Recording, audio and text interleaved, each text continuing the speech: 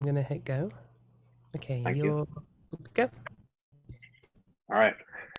Welcome to the July 9th special meeting of the MCS Board of Directors. It's 1 p.m. and we have Kristen Miles with us today from OSLA to help with some basic roles and responsibilities and board training.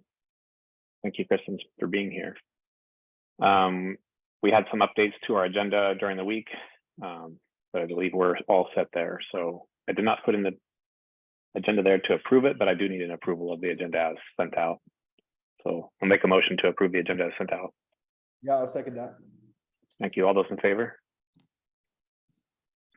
Any opposed? Thank you. All right. And that we will give it right to you, Kristen. Okay. Hi, everybody. Thanks for having me. I'm Kristen Miles from OSBA. Happy to be here. Thanks for giving up some time on your Sunday to do some roles and responsibilities training. Before I get started, just a little bit about me so you know I'm with you. I've been with OSBA for about 7 years. And prior to that, I was the director of the charter schools program at Portland Public Schools, and I did that for 8 years. And so I have been doing charter school stuff for about 16 years. And I oversaw 9 charter schools during that time at Portland Public Schools. And so coming to OSBA, there was a real need to still engage with charter schools at a statewide level. And so anything with the word charter in it comes to me. And so I do all of the training of all of the charter school boards in Oregon. And I also help districts in their role as charter school authorizers. So anytime they get an application or a renewal or an evaluation, I do that too. And so a lot of my work is still charter focused, which is great because I like being in that community. Until very recently, I was on a charter school board as well here in Oregon, and now I'm on my local district board. So I'm with you and happy to be here today. I will just share my screen really quickly. Hopefully you can see the full screen. Can you see the full screen? Okay, great. What I want to do is, I bring material with me, but what I want to do is of course, make the best use of your time. And what's important is that you get your issues addressed and your questions answered. So I bring best practices and scenarios with me, but at any time, if you want to stop and talk about something that's relevant to you or your questions that you have, let's do that. This is meant to be conversational. It's not meant to be just me talking at you. And so, for the next 2.5 hours-ish or so, let's make sure that we make the best use of your time and that we get out of this what you want to get out of that. So let me what I would love to do is just go around. I see your names on the screen, but I would love to hear about your time on the board and what you want to get from this training today. That helps me sort of do my iterative process here. And what I will do is, as a former teacher, I'll do this. I'll call on somebody and then you get to call on the next person as you go through. So I'm going to call on Thad first and then hopefully I pronounced your name correctly. If I didn't, you can correct me. And then you call on the next person as you talk through. Okay. I'm Thad McCracken. I've been a Mosier resident for, I want to say about 10 years. I guess it's hard to know when to start counting because we didn't just go full time up here instantly. I'm in my 6th year on the board now. For 4 of those years, I was a chair or co-chair. And I guess as far as what I'm looking to get out of this training is just a kind of a refresh on, board roles and responsibilities. And I will pass the baton to Dan. Thank you, Thad. Yeah, like Thad said, he's been kind of the lead of this board for quite a while, and I stepped into that role this last year, kind of shared chair role with Thad, and I believe this is my 3rd year starting on the board. I'm hoping to get just more knowledge, get some of the functional aspects down, and just get more comfortable being in that role, and also hopefully build other leaders on the board here for future chair responsibilities and possibilities. So kind of sharing all that responsibility and looking to the long term. And I'll go with Marie. Oh, thanks, Dan. Hi, everyone. I'm Marie. I'm the newest member of the board. I think I've been on the board maybe 3 weeks. And I am hoping to really gain an understanding of the roles and responsibilities, and living in such a small community, also really being clear about, boundaries and, how to best live in a small community while also serving the board. And also getting into maybe, the managing versus governance bits, and getting a clear understanding of, what the board's, well, I guess, roles and responsibilities. Thanks. So I'll pass the baton to Avelia. Hi, I'm Avelia Chino, and I joined the board about midway of the school year, let's say.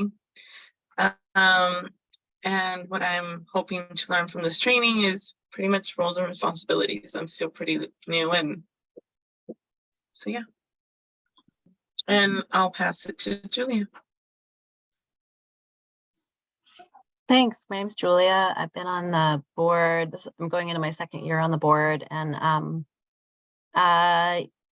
yeah, let's see, time on the board and what to hope to get from this training. I've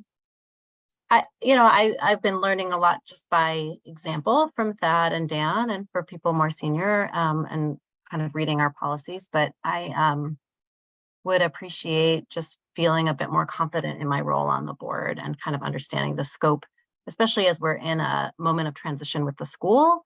The scope of the board's responsibilities, and then and not overstepping those as we also try to help with some of the management duties of the school during this period of transition.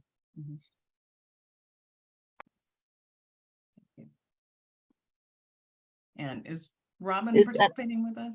I think that's everybody. Okay. Robin helps facilitate, but is not on the board. Okay. Just wasn't sure if she was okay.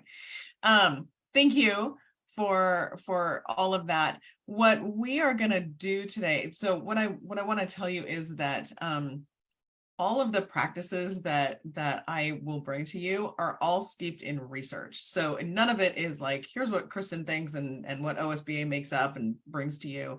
It's all based in research on how boards impact student achievement. And there are ways that when you fulfill certain roles, and a lot of those are about,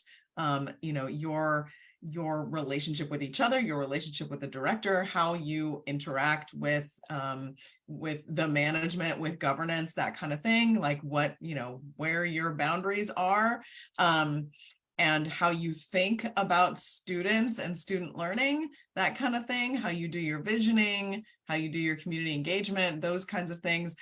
Those are your roles. And that is all research based. And so what I bring you is all research based. And when we talk about those roles, when you do those roles, or when you work toward doing those roles well, fulfilling those roles, you will positively impact student learning. So when I talk about these, this is not something I'm making up. And what I also do is bring you some scenarios that we talk through that get to some of these roles too. So I'm going to bring you some so let's say this happened. What do you think about that? What would you do? What are the problems or the situations that are built into what we're talking about? And we'll get to some here's some public meeting law stuff, or here's some other, here's some philosophical stuff. And we'll get to those through that so we can help think through. And that's the approach that we'll take to this. And then, your scenarios, your thoughts are really important to this as well. I would love just to know briefly, and this is not, and everybody has to answer this thing, but for context as we move through, what are some of your current successes and challenges? I like to start with successes. So what is going really well in your mind? I can start that. Go ahead, Thad. Like a lot of charter schools, Kristen, I'm sure you're familiar with, we're not funded at 100% pass-through rate, and so that makes it a challenge for us to operate and compensate, frankly, our staff at the same pay they would get, let's say, in our sponsoring school district. We've been really successful in the last year or just over a year at negotiating a pretty favorable pass-through funding percentage with our sponsoring district. More recently than that, in this last year, have been able to turn that into, pay for all of our staff that's absolutely at parity or equal to what they would get anywhere else in the gorge, which, having been on the board for almost 6 years now and knowing more about the history of the school from before that, I feel like it's the first, well, it is, I think, the first time in the school's history that, we haven't had to try to use non-compensatory aspects of our offering to attract and retain staff. So I'm pretty excited about that as a success and what it might mean for the long-term sort of stability of the staff within our school and ability to retain staff for a long period of time. Great. Yeah, kind of dovetail off what Thad's saying there. One of our great successes lately has just been staff retention, and then just the strength of staff, how they work together. I think we have a lot of people who are really dedicated to the school. And as we go through the challenge of adding 2 more board members and also adding a new ED and business manager for next year, that strength in our core group of employees and staff will really build and help that process. So I'm excited about that. Great. Anything else you might add? Thoughts about challenges? Oh, go ahead, Dan. I thought you were asking me. We have a lot of challenges ahead of us because we have a fairly new board. Overall, I consider myself part of the new board, and so we have a lot of things that we've kind of inherited that need to be taken care of. And we have a pathway to get there, but it's going to be a lot of work. And so part of the challenge is balancing our personal and non-board time with the amount of effort and responsibility that it will take to get this done. So Yeah, that's definitely a challenge for us. And then creating a school culture that that lasts into the future with something that's really positive and collaborative that can be felt both in the community and at the school. So that's a challenge, but it's also, those challenges are opportunities, and that's how I view it. Great. Yeah. Yeah, I could step Go ahead. in. Yeah. In terms of the challenges as well, we have a building that's over 100 years old, and like all schools in the country, we're faced with, security issues. We have to focus on our facilities, on our school grounds, and making them more secure, and addressing those needs that will keep our teachers and students and staff safe. And we did also, one of the successes is we have a member of our community who wrote a terrific grant application, and we've been selected for a DOE grant. So hopefully that will mean that we can address some of those much needed upgrades, especially to the HVAC system. So that's great. Some exciting news. Yeah. Yeah, if I could just build on that, I mean, the DOE grant Marie's referring to is in rough numbers about $1 million. It should allow us to, upgrade a very old fuel oil powered boiler system that is our heat with a renewable energy powered, HVAC system, ventilation, lots of things that not only translate to, better sort of energy stewardship, so to speak, but also a healthier environment for learning within the school. I would say the way in which we got that grant is also illustrates some of our challenges. I think probably like most charter schools, we're heavily dependent on volunteer work, be it from the members of the board to members of the community to volunteer in various aspects. And the having our own board and doing our own administration is a big burden that sort of comes as a responsibility we have to take on in exchange for the independence, I guess we have is, in being a charter school. So it's a big challenge for us to have enough access to enough volunteer hours, be it from, our, being able to keep a long-standing board membership, that's got a lot of experience, to just frankly community volunteers, like a member of our community that spent an enormous amount of hours, working on this grant, multiple members of the community working on this. So I think running the school and access, and being heavily dependent on volunteer hours to do so, to cover the school and find these grants and stuff is probably not a unique challenge to us, as far as charter schools go, but it's a sort of an ongoing one. Sure. Yep. Anything else that you want to add? Okay. Thank you. That helps. Any knowledge, anything you want to put out there helps sort of frame. And if you see me looking off to the side, I'm just looking at the presentation. It's over here. I'm not, that kind of looks weird when somebody's looking off to the side. I want to start out with, if anybody's heard of Simon Sinek, he does he has the golden circle, start with why. And we talk a lot about, especially in education and on boards, like, here's what we're doing, here's how we're doing it. But the philosophy that we try to share also is, what is your why? And why are you on this board? I like to just put that question out there to think about. I invite you to answer if you want to, but why are you here? What made you want to be on a board where you do dedicate a lot of volunteer hours? This is one of the most important, or if not the most important, volunteer position that you can have, because you're responsible for overseeing an entire organization and a 501c3 nonprofit. So you're in charge of overseeing a school, overseeing a director, and maintaining the health of a nonprofit organization. And so I would just put this question out there. Not everybody has to answer. You can if you want to, but what made you want to do this? Why are you on this board?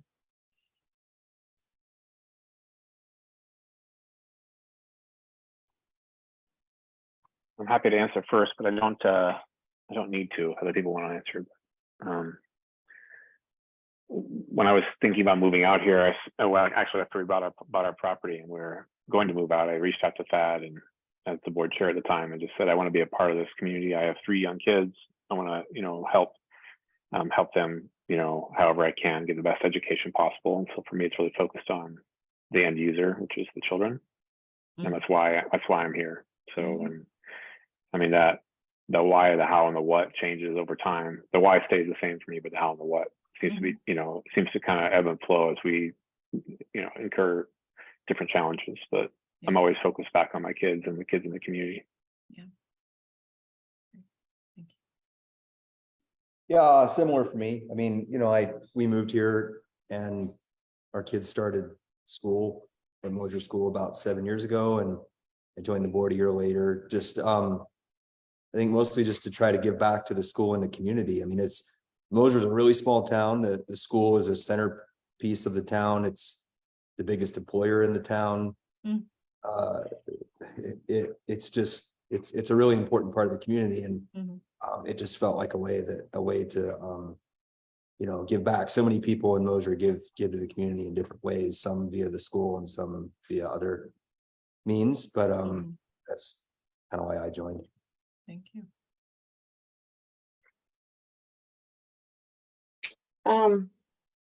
For me, the reason why Mosier community was, being a local for all my life, Mosier was the community that I felt embraced and welcomed. And my kids go there, and I believe in the school, and just being able to be part of it was very important. And I'm very blessed to be part of it now. And I also wanted to be a liaison for our Latino community, to be able to be a connection there as well. Thank you.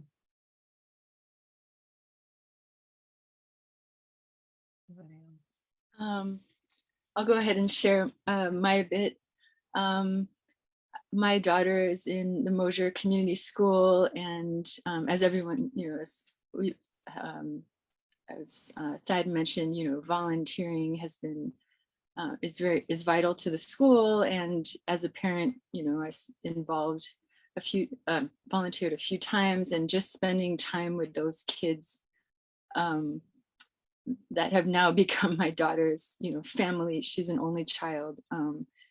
And being with the teachers, it's just such a joy every time to be there. And I always leave feeling lighter and more hopeful for the future. So I joined because what else is there but to invest in our youth and young minds? And what greater joy than to see, you know, children develop their wing feathers and take flight and do wonderful things. So I'm just very excited to see, to be part of a group and to join everybody in that vision, which I think everyone shares.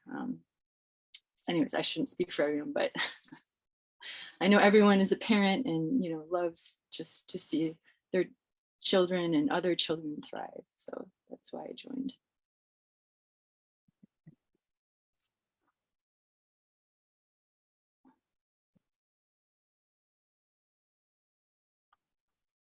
At least Julia.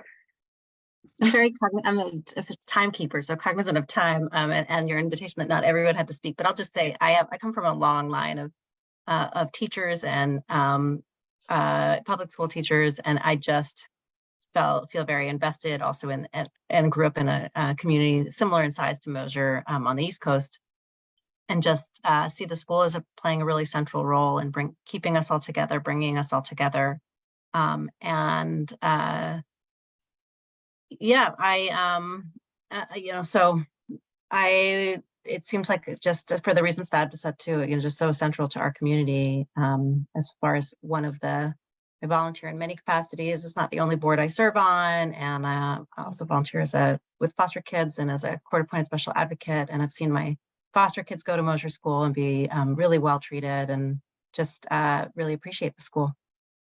Thank you. Thank you all for sharing. We're just going to answer this really quickly. And again, this is not an everybody question, but why do you think the board matters? We're gonna go through this, but what in your mind, just a couple of quick answers to this. Why does the board matter? And why does your relationship with your director matter? What do you think the board does? There have been a lot of questions about this. This is where the research is based. What does the board do? Why does it matter? What are your thoughts?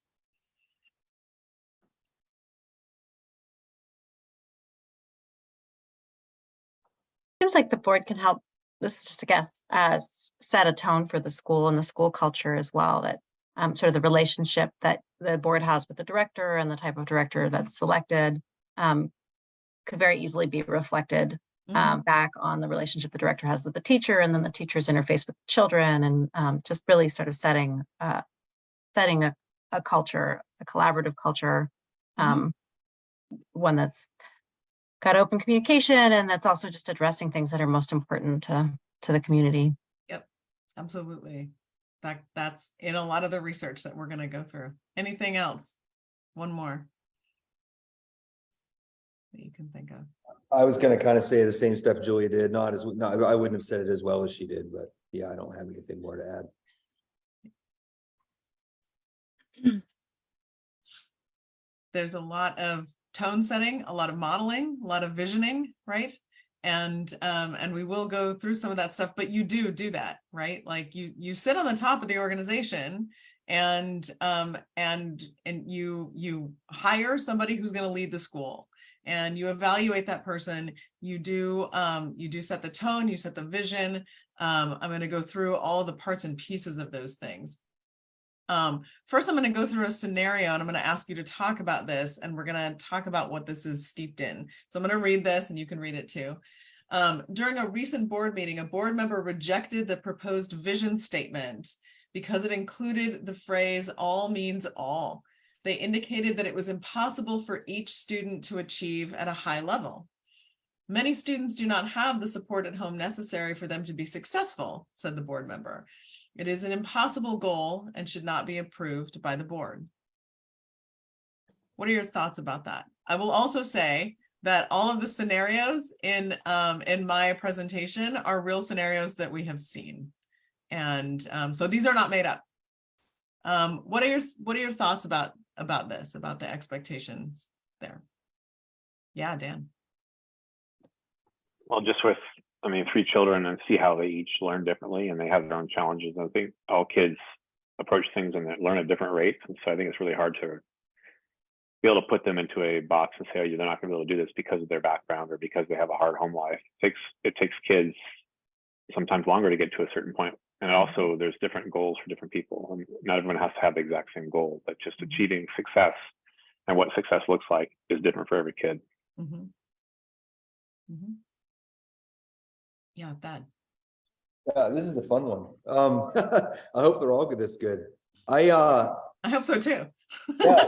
Yeah, I just see it as a fundamental requirement and foundation of public education that it's mandatory that schools try to serve every child, regardless of their, fundamental abilities or support or lack of support, be that, intellectual support or, any economic support, whatever it is. I just think it's a fundamental sort of responsibility of public education, and charter schools are part of the public education system to support every child and help them achieve as much as they possibly can. Mm-hmm. So and further, just to go back to so I don't see it as something that it's mandatory. The board we have to do that. I don't see that as an option to not do it. I also think that a board wouldn't be very well modeling rigor and to speakable and trying to achieve at a high level if the board's not even willing to recognize a goal that might be difficult to achieve and put that in their vision statement. I think I personally feel philosophically it's far better to shoot for the moon even if you don't quite make it there than to never attempt anything that you're not 100% sure you can accomplish. Especially from a modeling standpoint, I just think about what I encourage my own kids to do. And if I never encourage them to try things that are outside of their comfort zone or outside of what they're absolutely positive they can accomplish, I don't think they're ever going to really figure out what they're capable of. So I don't know. I mean, but I come back to that's just a philosophical thing, but just from a public education standpoint, I don't feel like it's really a choice. I think it's mandatory that we have to try to serve every student and help them achieve at the highest level that particular student is capable of. And I don't know, maybe in this case, someone was getting hung up on what the definition of high level is, It's possible. But anyway, that's my that's a good point. Yep. Yeah, Julia. I would just be concerned that this sort of suggests a philosophy of letting some kids fall through the cracks that might then give permission or indicate a desire that teachers sort of that student that isn't getting it the one way, that there's just nothing to be done there, or I mean, this goes to Thad's point of we can't leave anyone out, but certainly as far as the board setting a tone of wanting to be inclusive seems important. Yep. There is a piece of research that shows that the single belief that all students can and will learn, shared by all board members, positively impacts student achievement. And that seems, I don't know, like some duh statement, but when you think about the opposite, if there were board members on the board that thought about, like, as you've been talking about, like, those kids, there may be some kids that aren't going to get there, or if those kids, only had more support at home, like, we're not going to be able to serve everybody. We're not going to be able to do this. There are some kids that are going to slip through the cracks. That changes how you make decisions. It changes how you want to allocate resources. It changes how you make policy decisions. It changes your expectation of kids. So it changes how you make decisions at that governance level, which is in policy, program approval, budget, that kind of thing.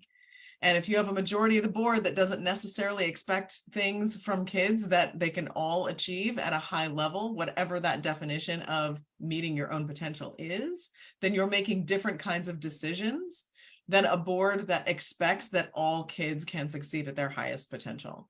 So that single belief shared by all board members that all kids can and will achieve at their highest potential and can learn, just the belief that all kids can learn, positively impact student achievement. So in that one way, that there is the first impact that I'm sharing with you that the board has on kids. What do you think? We're not going to do pairing because we're not in person. Just really quickly, I'm going to go through some research-based, again, some roles and standards. What do you think right now are the board's, just really quickly, the board's top 3 strengths? And if you've got one idea, you can just throw it out. Yeah. Are you talking about our board? Oh, sorry. Oh, sorry. Our current board? Yeah. Well, your current board, what are your top 3 strengths, do you think? I think there's a lot of love in this group. I'm just going to throw that out there. That's great. No, that's fantastic. Yeah, and I was just going to say, I think, just based on my personal experience and relationship with everyone that's on the board now, that like the scenario you just played out, about it being important that a board recognizes that, every student can learn, that we have a responsibility as a school to do that. There's like zero difference of opinion on that within this board. I mean, everyone, I think, not only agrees with what you just said, but I would argue, without trying to speak too much for everybody individually, that we all feel really passionate about that. Great.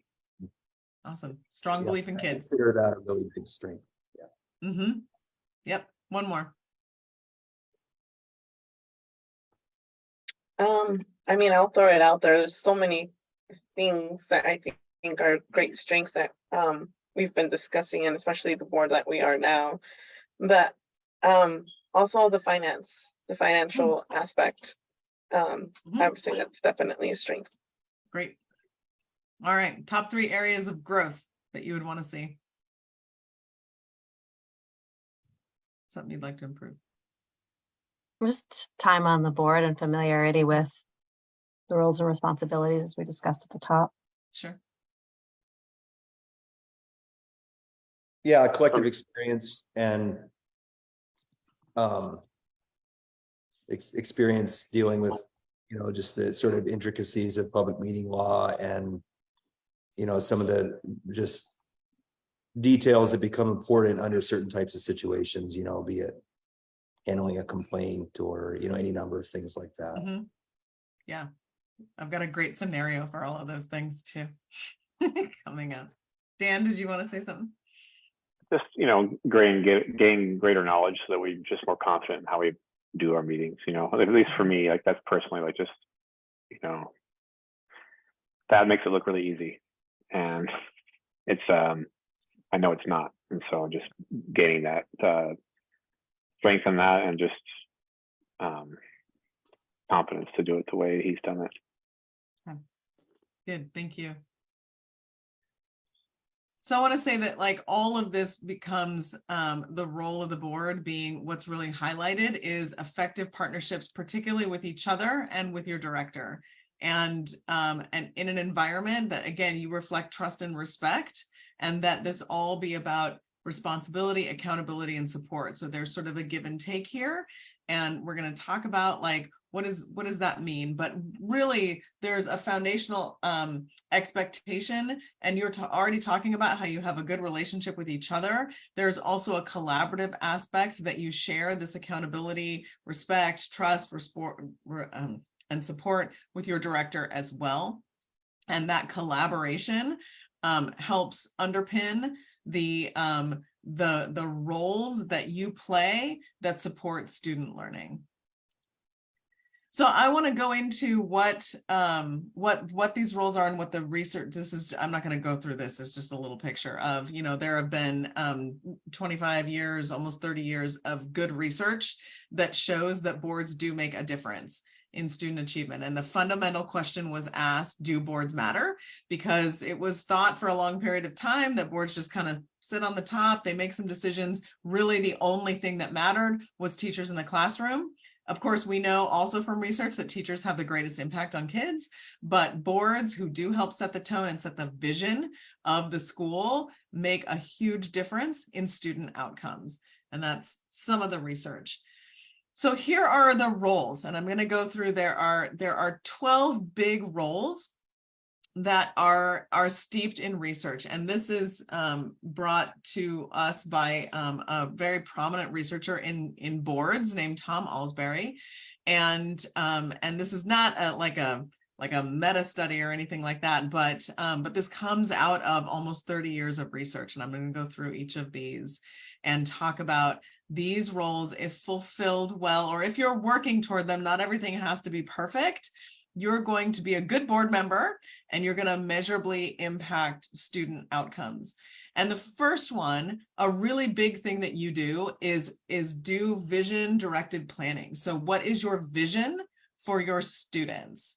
And what is your vision for the school? I don't know if you've done that, well, probably, I mean, I'm guessing at least this board being a new, some of you being new, have not necessarily engaged in that kind of thing yet, as, composed the way that you are right now. But what is the vision for the school in terms of what do you want for your kids when they leave school and when they go on to their next thing? What is the expectation that kids get out of your school?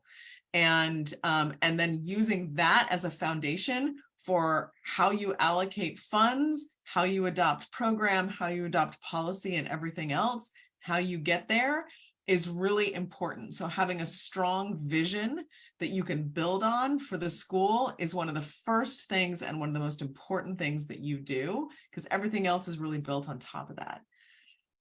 Community engagement looks different in charter schools than it does in district schools, because you're a school of choice. And if you didn't constantly engage your community, that, there's no catchment area. Nobody's sent to your school by default because of the neighborhood that they live in. So, there's constant community engagement going on, but recognizing that, your families are partners, your students are partners, your staff are partners with your school, and that kind of two-way communication and engagement, that you have community partners as well, is important, and keeping those partnerships up also impacts kids. Your effective leadership. So again, establishing that focus, establishing that direction. And that means underneath that strong vision that you have, also establishing strategic priorities. So you've got this big vision for the school. What are the big buckets of things that you want to focus on, that you want your director to focus on? How does everybody plug into that? So once you've got this vision for the school, the strategic priorities underneath that, and they can be anything. They can be like, here's a big financial bucket we want to focus on. Here's a leadership bucket. Here's a student achievement bucket, like, keep it 3 or 4. But then how does everybody plug into those? You can have these big strategic priorities that the board has influence on, that your director has influence on, that your teachers have their part in, and establishing those is part of your leadership role. And that last piece where it says aligning authority and responsibility so that decisions can be made at the most local level.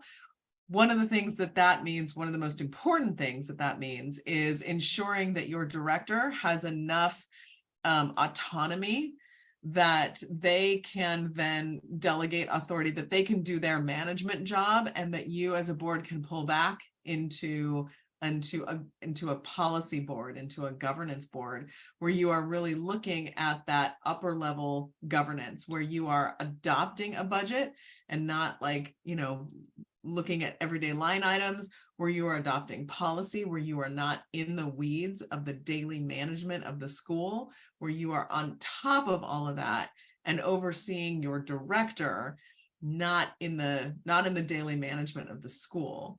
And I always say to boards, especially to charter boards, it's not that you don't get to do those things. You don't have to do those things. You don't want to do the daily doings of the school. And so aligning that authority where you hire one person who you trust to run the school, and you are overseeing them and ensuring that policy is being followed and that the budget is stable, and or you're financially stable and you are good financial stewards, and that the vision is being met and pursued. That accountability piece is part of how you get there. So that, again, that's part of those high expectations for every student, to the extent possible, aligning your resources with that. Now, I understand that, like, between facilities and staff and all of that, you've got discretionary funding probably that's about this much.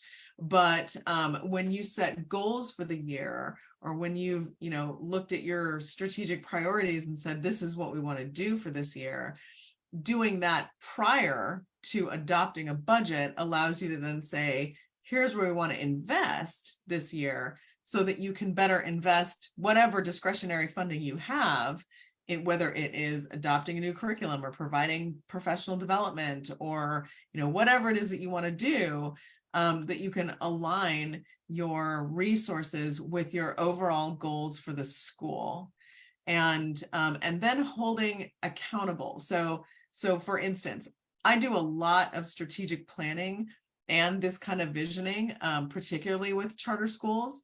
And sometimes I will go in and they will be like revising an already existing strategic plan. And they'll give me their old one, and I'll say, great, like, how far did you get? Like, what? And there will be something like community engagement, and it will say something like, all families will be engaged. And I'll say, great, how did you measure that?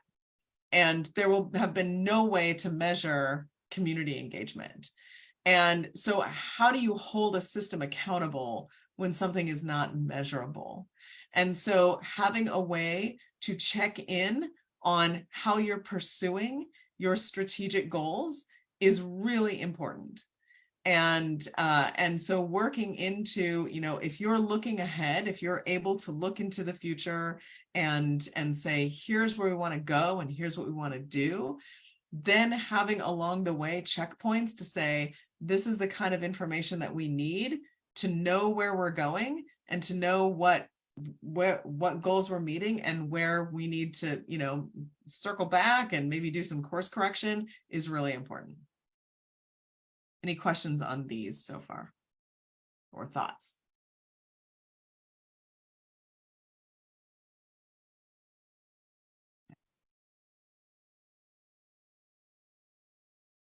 Using data to do this kind of thing, knowing what is being measured to say what's successful at your school. And I don't just mean like state testing data. I mean like internal data that is about student achievement, but data is just information. So that can be, financial, it can be anything else, but knowing what is going on, so that you can do that policy level governance, so that you have a picture of your finances, of your student learning and achievement, of anything else that you are pursuing as a school, and using multiple kinds of information so that you can make the best decisions at that high level possible. Cultural responsiveness is ensuring that there are that you are eliminating barriers to access for all students.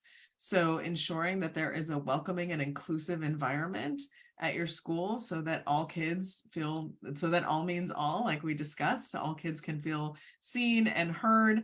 A lot of boards that I work with develop and use equity lenses. And this has been shown to positively impact student learning. Culture and climate is creating that expectation that all students can learn.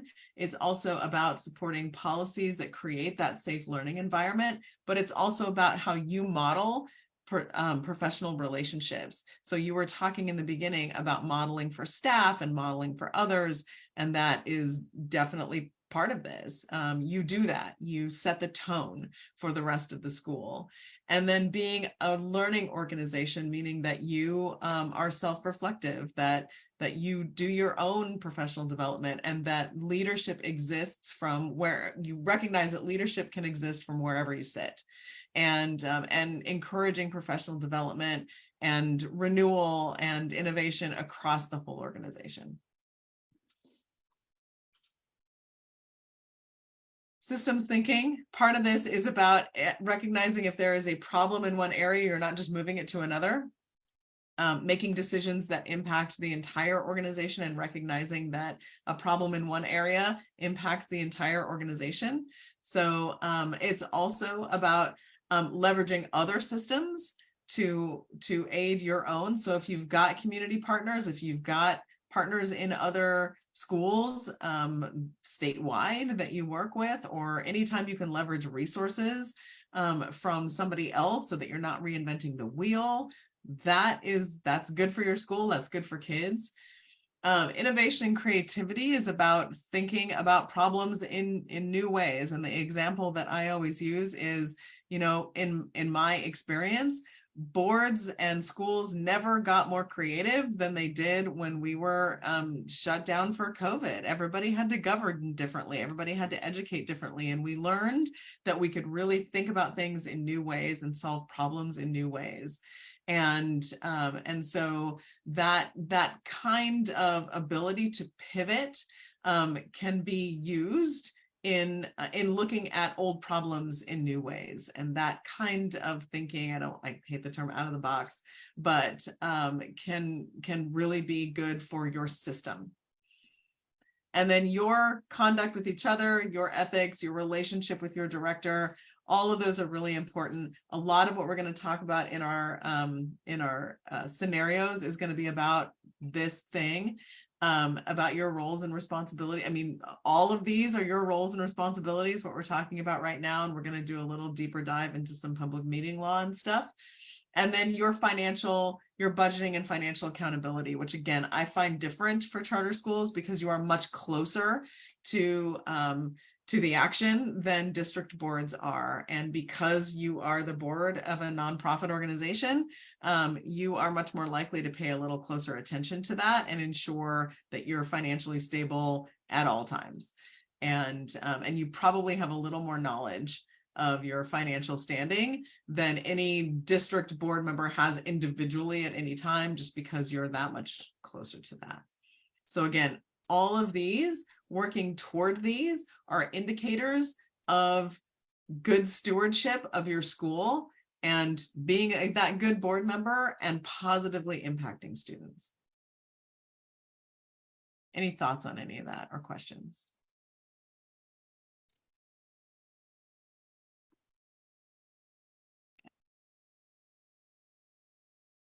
And I just said this, that a lot of what we're going to talk about is steeped in this one.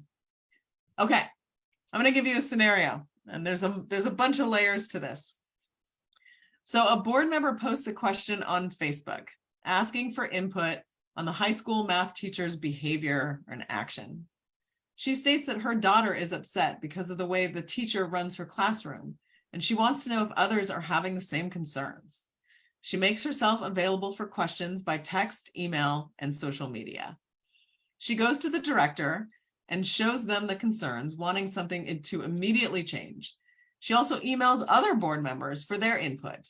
She tells the director that if they do not deal with it, she will bring it up at the next board meeting. There's a bunch of layers to this. Yeah. What are your thoughts on some of these? I mean, the first thing that stands out to me is just the aspect that, I would construe what this board member is doing as a complaint against a school employee. By the fact that it's being done on social media, means that this board member has elected to air that complaint in public. And, my understanding of public meeting law is that whenever there is a complaint against an employee, the only person that ever gets to choose whether it's heard in public is the person that's being complained against. Yes. So this is a pretty clear violation of that aspect of sort of complaint procedure and use of executive session versus public session. Mhm. You know, I think it's appropriate maybe to, I mean, to me, whether it's steeped in required by policy or not, of course, a great way to handle this would be to start by just talking to the teacher. Mhm. And, with, in this case, the child, student, and trying to see if there's a solution to be had. And if not, I think, even being a board member, it's important to follow policy. So in this case, that would mean, if it can't be worked out with the teacher, then to privately talk to the director, but of course, leave space for the director to solve the problem. Space meaning, timeline or exactly what happens. Mhm. So I guess those are the things that jump out to me. Sure. Sort of immediately. I mean, there's other aspects here, like emailing other board members and asking for their input is a serial meeting. That's also, a violation of public meeting law. Just bringing something like this up at a board meeting is also not good policy or procedure. Mhm. So those are the things that all stand out to me. All of that. Yep. Other thoughts before we dive into this? Anything else stand out? Just a bit at the end there with telling the director if they don't deal with it, they'll bring it up the next board meeting. Mhm. Just the approach there, and the dynamic of the relationship is not good there. Yep. Obviously some trust issues could arise. Anything else? I mean, one other thing, and maybe it's implied in what I said earlier, but in this case, the teacher, I assume, maybe I shouldn't assume how this school is organizationally structured, but assuming they're similar to most charter schools, the teacher is not an employee of the board. So, the board reaching down beyond the director, so to speak, and demanding a specific action by another employee, be it a disciplinary action or whatever, is also inappropriate. Yep. So all of that. Social media can be really tricky, and soliciting input through social media can be a very slippery slope. First of all, you can you can bias yourself really quickly. You can also give the wrong impression of what a board member does. So one of the things I say to board members all the time is nobody knows what a board member does, and neither did you before you got on the board. Because a lot of people think that board members get on the board to be able to solve individual problems as an individual. And so a lot of times people, without knowing the difference and not maliciously or anything like that, will come to board members and be like, I'm so glad you're on the board. Can you help me solve this problem? And so by individually soliciting advice or input like that, it helps give the impression that I, as a board member, can act as an individual. So there's that piece, which gives the wrong impression of what a board member does. The other piece, well, there are a lot of pieces here. Another piece here is that taking off of the board hat and putting on the parent hat, and those two being really conflated. And this is a challenge that is not unique to charter schools, but you are much closer to the action. Again, I'm a parent in the district. I'm a board member on my district board, but we see oversee an entire system of schools. So I'm not making decisions for one school, whereas on the board of a charter school, you're making decisions for one school, and it can be challenging to take off your board hat and put on your parent hat, when you have a complaint. So there's a conflation of being a board member and being a parent here, which is hard. Thad pointed out that creating that serial meeting. So public meeting law, we can go over this a little bit because of this scenario, is that you have to be really, really careful about how you communicate outside of board meetings. And the Attorney General's manual is a really, really great resource for this kind of thing. Now, I'm not an attorney. I can't interpret law for you. I can tell you what it says. Just let me put that out there. And if anybody wants, if anybody's like a super nerd for all of this, like I am, I can send you the link to the Attorney General's manual. But what it talks about is if you're a board member and you're talking to other board members about board stuff, and this would count as that, anytime you are talking to board members in succession and or looping them in, you're talking about, you're deliberating, even if nothing's on the agenda to come to a decision about any of this, you're deliberating about board business, and you're accidentally going to create a public meeting, an illegal public meeting without intent, which again is illegal. And so this person in, saying, hey, I want input from other board members on this, again, is failing to take off their parent hat, but also wanting input from other board members and saying, I'm going to take this to the next board meeting, is continuing to wear that board hat and potentially sort of soliciting the creation of an illegal public meeting. And so that kind of outreach to other board members is not a good idea. And that can be on anything. That could be on something that has nothing to do with this. That could be on something really positive. So the idea is, with public meeting law particularly, if there's something that you want your fellow board members' thoughts on, you're going to want to consider putting that on the agenda. If it's something that's really important to talk about with your fellow board members, that's something that needs to probably be on an agenda. And if it's not appropriate for an agenda, is it board work? Or is it something that potentially falls under executive session if and when it gets to you? I've got another scenario that talks about what if you have a complaint, but this is one of those. If you as a parent have a complaint, so that pointed this out too, that what does your complaint policy say? And it likely says you start at the most local level.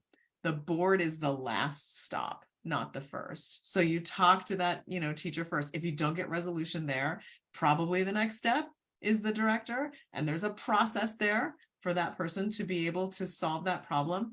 If you don't like the solution to the problem, then that goes to the board. And because this is about people, then that can be handled in executive session. And like Thad said, the only person that gets to decide whether or not that happens publicly is the person that is being complained about, who gets to say, no, I don't want you to handle that in executive session. I want you to talk about this in public. And we can go over, if you want to, a little bit later. If there's some questions, if you feel like you want to talk about executive session, we can certainly do that. Some boards are really comfortable with that or don't use it very often. And some boards really want to talk through that, which we can do either. And then bringing it up at the next board meeting in order to undermine or threaten the director violates that collaborative piece. It is also, the other piece here is this board member is taking individual action, and you as a board operate collectively, not as individuals. You may or may not have a policy. Do you have OSBA policies, or do you just have your own? You have OSBA policies. Okay. Then likely you have policy BBAA, which is about, here are your roles or your individual responsibilities as a board member. And what it will say is you don't have any, which again, I say you don't have to have any. It's not that you don't get to have any. You don't want any individual responsibilities. It's something you don't want to get into. You operate at the board table all together. And so you make decisions and you give directives when you are all together at the board table and you vote. And so you as individuals don't get to go tell anybody what to do, including the director. And so this would violate that as well. So there are a number of things here, all of which you caught. And, but again, we see these kinds, it's not uncommon. Anything else you'd want to point out, or any questions that you have about any of that?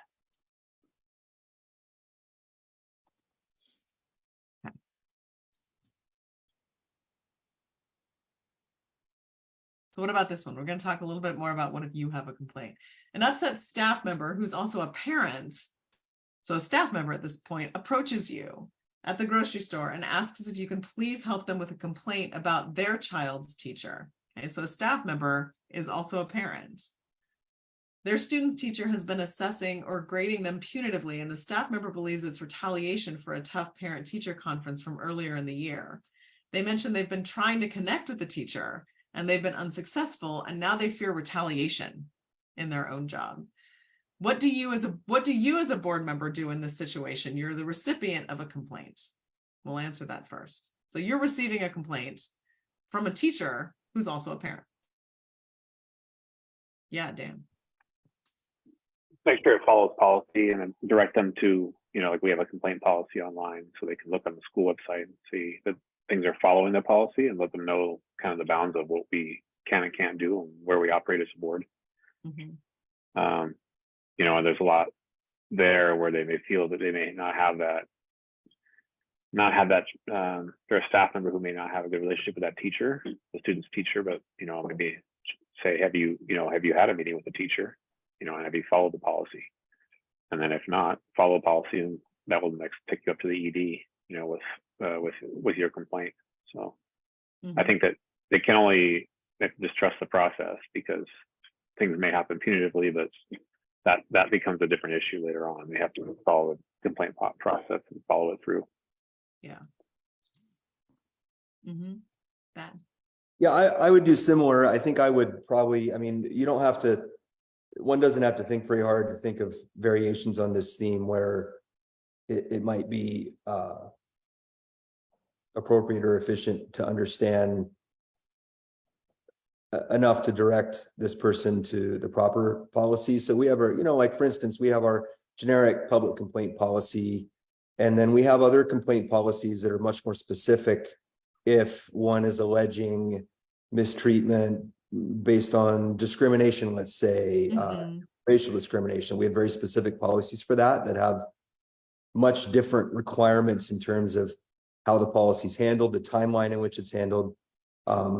So, like in this case, if someone were saying, hey, I think if the tough parent teacher conference they felt had something to do with, race, I would be directing the parent to a very different policy than if it was tough because there was just a disagreement about how the child was, doing in class or whatever. I think I would always try to encourage the person to sit down with the director and talk it out, and then make sure they understand that, what their options are as far as policy goes to take the next step if they're not happy with the solution. In this case, maybe starting with the teacher. Does that make sense? Mm-hmm. Yeah, we have, probably like most schools, we have a general public complaint policy, and then we have several others that cover very specific scenarios that are ultra important, obviously. Yeah. There are very different requirements in terms of timeline and thoroughness and the number of different people that need to be included in the resolution. So I think it's, appropriate, in my opinion, for a board member, given that we're supposed to know policy and follow policy, and we can't count on the average parent to know anything about our policies. Right. Probably appropriate to understand just enough to make sure they know what policy is applicable and then with that policy.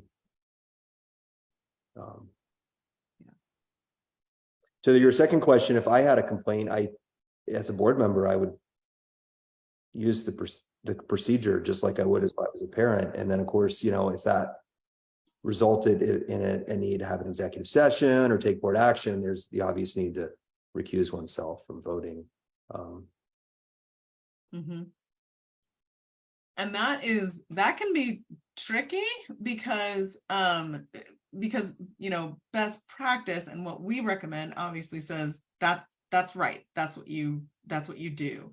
Unless it's about, so ethics in Oregon is about financial gain or avoidance of financial detriment. It's not ethical behavior like we think about. And so generally the only time you have to declare a conflict of interest is if it's about financial gain or avoidance of financial detriment. And that's when you recuse yourself or claim, a potential conflict of interest, which is when you can still participate and vote. And an actual conflict of interest, which is when you cannot participate and cannot vote. Since this would not be about a conflict of interest, technically, if this was your complaint, you could still participate in the discussion as a board member and as a parent. Now, our recommendation is you choose one role. And that if you had a complaint as a parent, you're going through the process as the parent. We have seen cases where somebody says, nope, I want to sit in as a board member too and be part of the decision-making body on this. Our stance is that's not quite fair to the process. And also in the interest of always just wearing one hat at a time, if it's your complaint, just be the complainant. And so that obviously, our advice would be to agree with you. You recuse yourself from the board side of things and just participate in the parent side of things.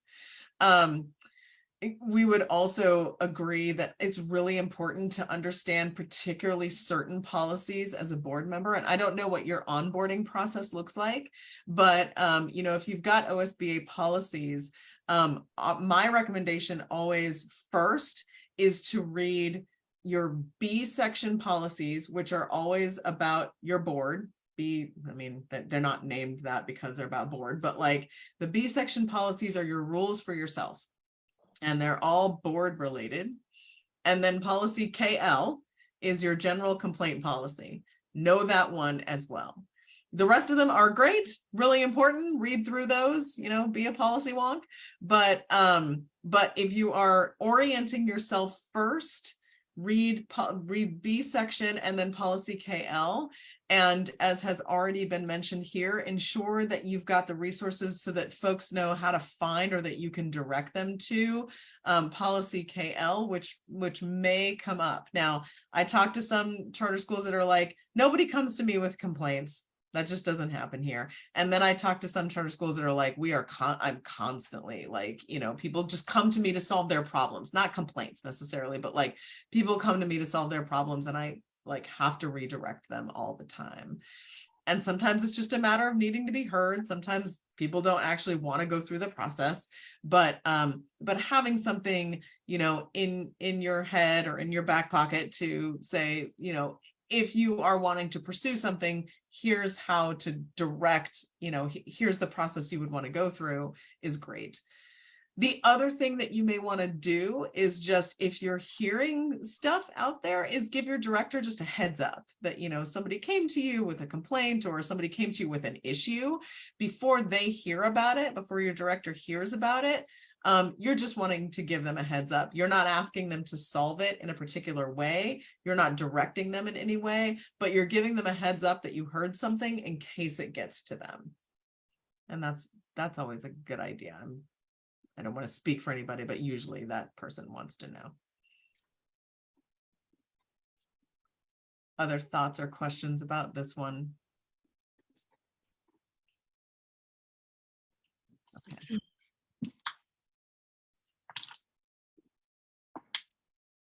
Okay. The board held an executive session last week dealing with a student. This week at the post office, a community member approached you and asked you a specific question about something that was discussed in the executive session. What do you do? So this person had knowledge of something that was discussed in the executive session. What are your thoughts? Obviously you don't engage in conversation about that at a minimum.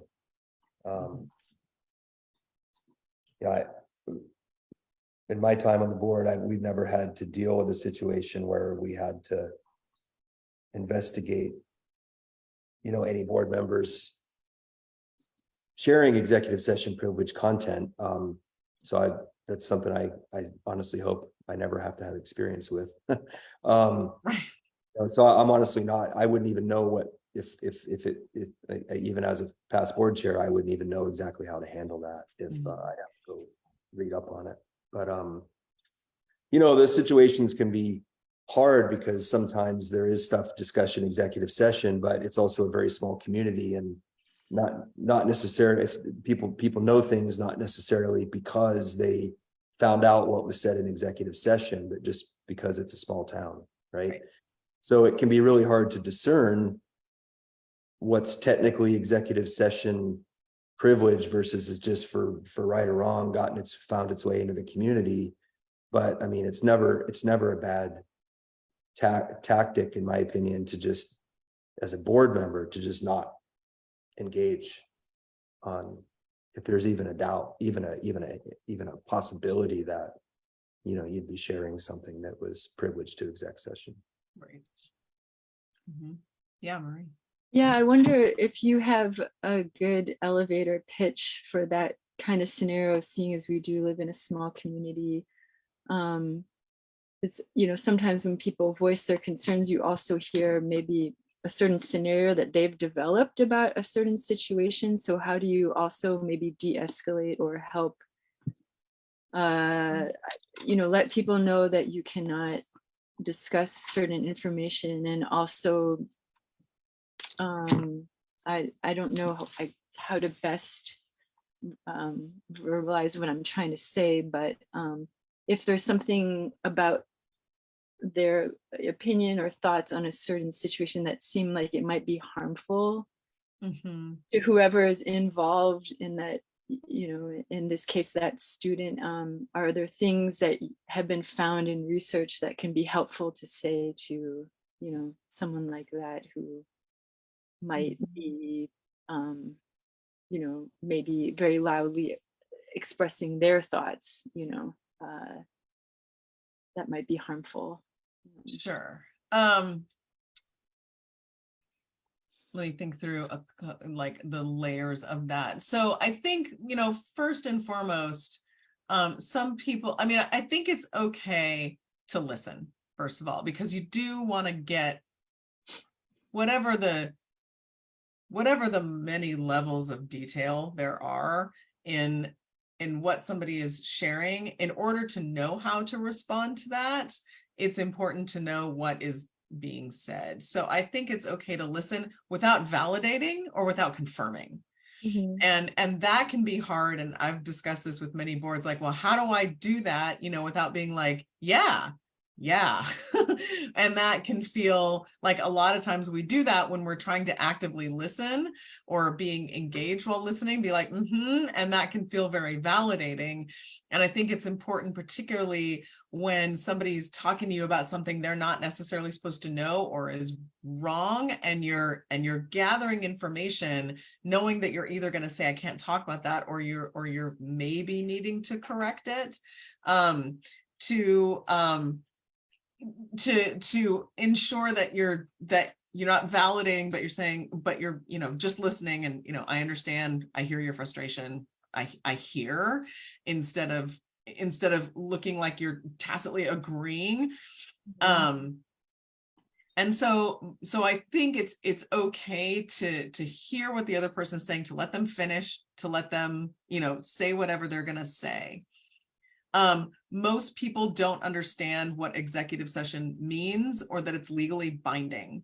And so I think that, you know, for any executive session provision, particularly with students, though, it's important for them to understand that any discussion, and I would say something really specific, like not that discussion, instead of saying like, yeah, that discussion, because then you're confirming that you had a discussion. I would say any discussion that, that a board has about, a student is privileged by law and cannot be discussed outside of what's called an executive session, which is closed to the public. And we're legally bound not to discuss it with anybody. And, that's with, people that you live with, and I mean, anybody at all. And again, most people don't know this at all. And so explaining that is just helpful enough. Mhm. I think then if you get to the part, and there's not, and I will say, like, I'm not aware of any research behind like what you would say in order to de-escalate, you know, false information or something about students. I mean, most of the research is about like, what is your main role? But I will say the community engagement part of this is about ensuring that, you know, the community feels involved, but not at the point where they are having, you know, something to do with the outcome of somebody else's kid or something like that. Now, if this is, I mean, well, I'm assuming this is not about their student. Any detailed questions, first of all, about anything, even though your director's not going to be able to answer any detailed questions about a certain scenario. But I mean, I think it's good to get in the practice of any detailed questions that are school related, go to the director, who's also going to say, I can't talk about kids. But it's good to get in the practice of, I'm in a governance role and the board doesn't have a lot of information about the daily stuff of the school. Like, I'm going to refer you to the director. And so that, you know, there's always that message out there that the board is not in management, that we're in governance, and again, not confirming the specific conversation in executive session, but that any conversation about students is private. So I would say that, like, even if they're coming to you with false information about students, I mean, it may be, and I will, you know, open this up to any, you know, the wisdom is also in the room about maybe situations that you've faced before where somebody's saying something about like somebody else's student, you know, that it's just unsafe to, you know, as an adult to talk about kids negatively. It's not safe. And it can be detrimental to students and, you know, to the environment at school. Whether that's comfortable or not to say is, and that's less of a board role and more of an interpersonal thing. I don't know if that helps. I think, you know, the information about the board role is probably more helpful than that piece, but I want to open it up to the rest of the room too and say, have any of you experienced that before, where you've had to sort of de-escalate or deal with something false that you've had to correct or engage with? Yeah, Julia. Oh, we had some executive sessions recently where there were community members that were texting me, making assumptions about decisions having been made. And I just, without getting into what we discussed, just reassured folks that, you know, if we make any decision, it will not be an executive session and it will be public. And it was a way of letting them know that no decision had been made, where people were making assumptions. Yes. Yep. That is also an excellent thing for the community to know. A really good piece of education is that you're accept about students where decisions need to be made in executive session. Any decisions that you make in executive session have to be done in public. So your discussion happens in executive session. You come out of that to finalize a decision. So that's great that you pass that on. Other thoughts on that, or experiences that you've had that you would want to share with your colleagues? Yeah, am I on mute? No. You know, I can think of a few cases over the last 5 years where, you know, and not unlike other boards, I'm sure we've had some number of executive sessions followed by a public decision that, you know, members of the community would like to understand the reasons behind, right? Yeah, right.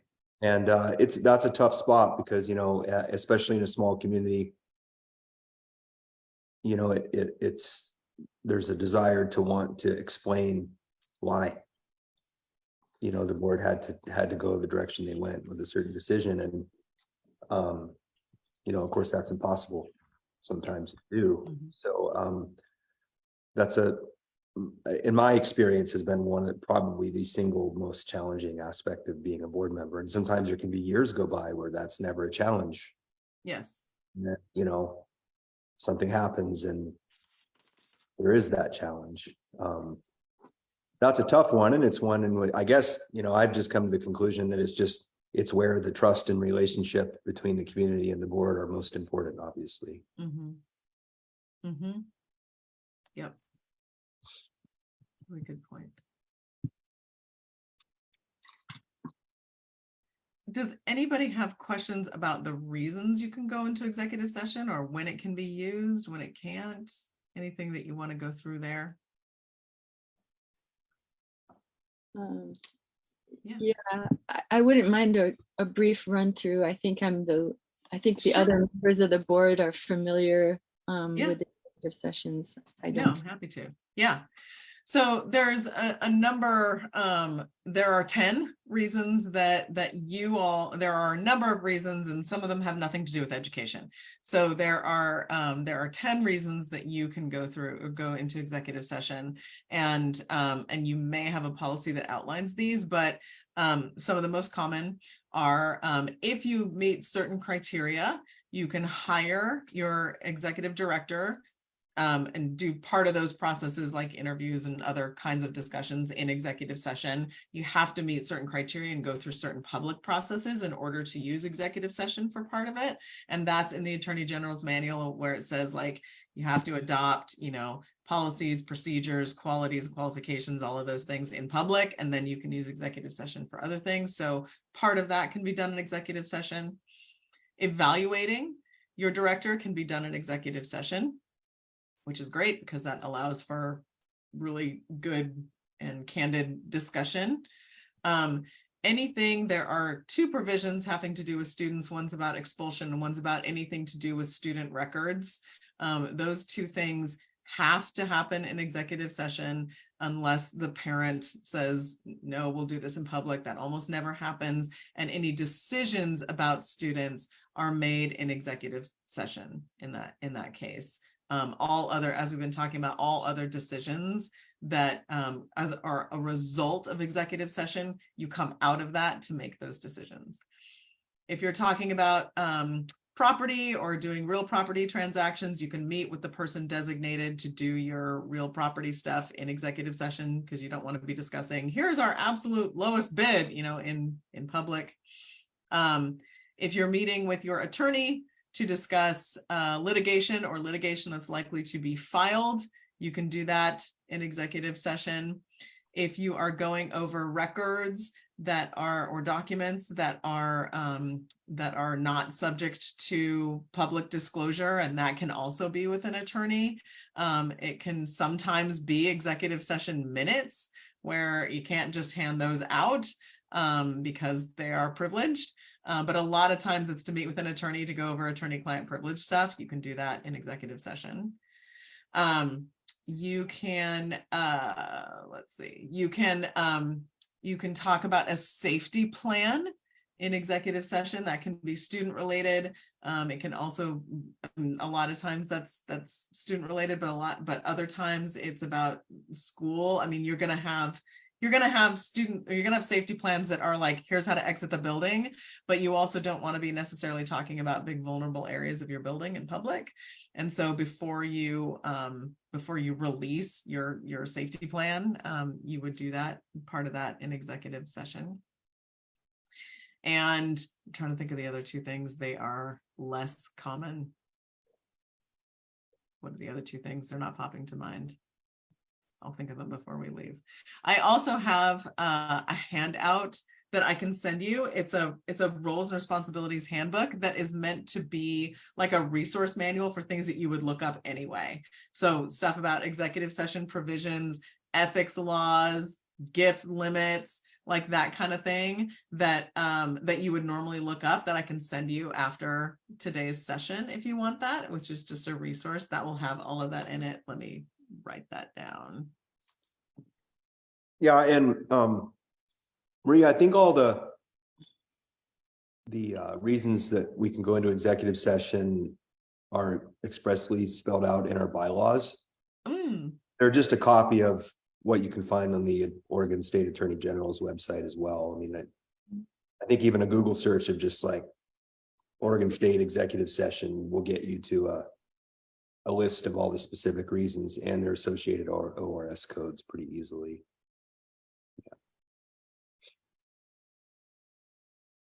great.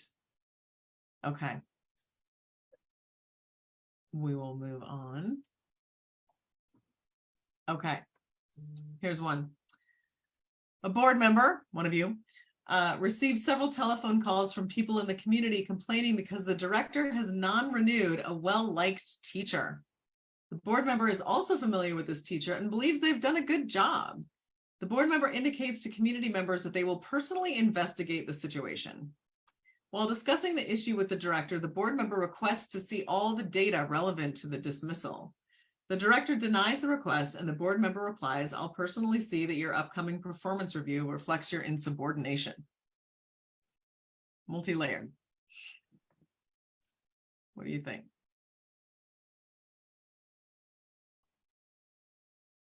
Well, just, I mean, it's the board member again doing individual work, not board work. Mhm.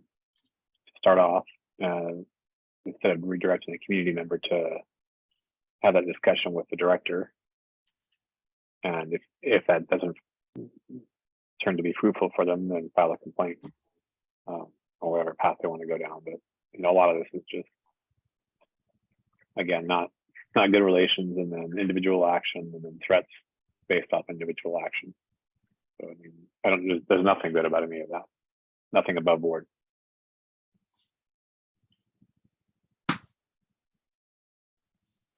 There's something a little new in this one that we haven't seen yet.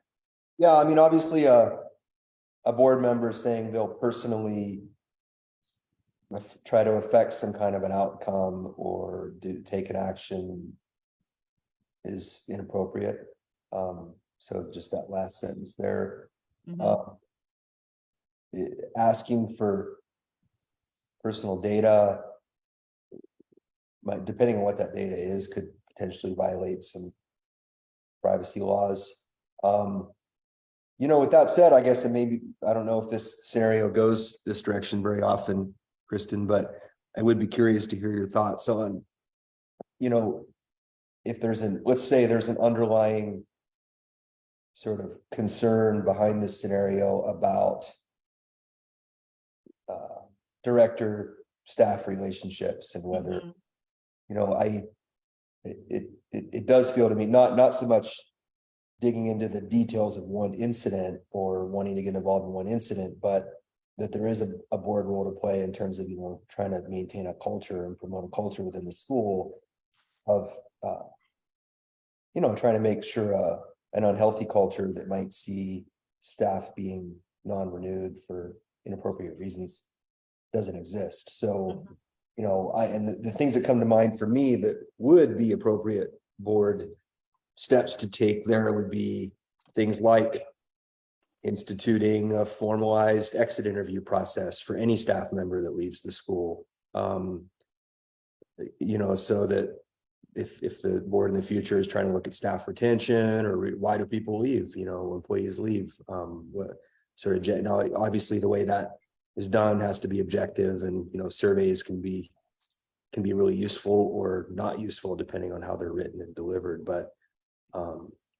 you know, that type of thing feels to me like an appropriate action for a board to take, not so much in response to a particular incident, but as a way to sort of systematically promote a culture of openness and transparency, or I don't know, a way to have a finger on the pulse of sort of the culture of, you know, why people are leaving, right? If that's the case. And that's assuming that that's an underlying sort of Sure. underlining Mhm. issue, which may not be the case in this scenario. I'd be curious about your thoughts on that. Yeah. So HR issues are tough. Once we get into that, I think one of the things about this scenario is so board member is getting complaints. So there's that issue of, how do you route those through the system? But the board member is also saying they're familiar with the teacher and they believe they've done a good job. So in what way are they familiar, and how do they know that there's nothing behind the scenes? So there's a relationship piece with the director, because the board is not, and no board member is intimately familiar with the HR aspects of performance.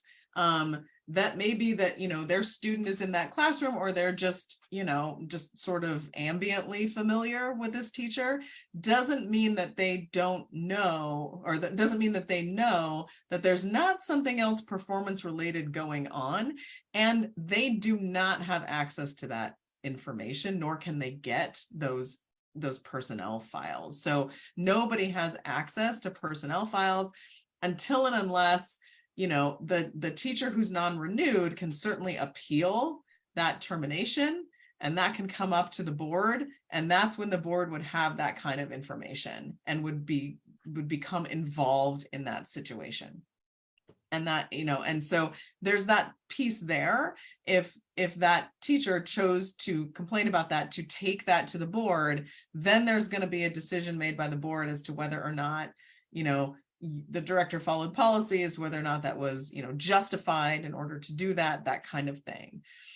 A couple of things about how do we ensure that we are creating the right culture in the school so that there isn't a ton of turnover, that kind of thing, so that, good people are not being non-renewed, so that people are not leaving. There is the most direct involvement that you have as a board is still with your director. And one of my things to talk about a little bit later, as far as tools for collaboration, is a really good evaluation system. And part of that evaluation system should be about staff relations and HR, and holding your director accountable for, staff retention, for, recruiting and keeping staff, and ensuring that, there's not a ton of complaints. Like if there are a ton of complaints that come up to you about your director, there's an issue there. And you don't have to wait for a formal end of year evaluation in order to address those things. You can address those throughout the year. You can address those in executive session. If you've got a performance related concern, you can call an executive session to start to deal with that performance related concern. And a performance related concern, as long as you've, adopted some standards by which you're going to evaluate your director, can be, HR related, can be their relationship with staff, which is part of that culture building. I would say it gets tough if the board is doing, or it can get challenging if the board is doing direct surveying of staff every year. Now, that's not to say there can't be climate surveys. There certainly can be. And I think that it's not uncommon for the board and the director to collaborate on what that might look like. I would not recommend that the board itself collect that data necessarily, but that be in collaboration with the director about, like, so what kind of data is coming in. I mean, that it's good to have climate survey. I mean, it's good to know what is out there, how your teachers feel, how your staff feels about working there.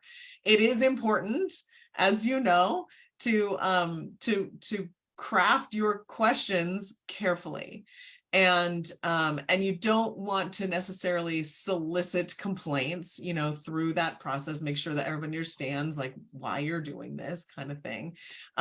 The closer it comes to a collaborative, hey, the board wants to know and our director wants to know, we all are in this together, we just all want to know like how it's going here, is a good piece of information.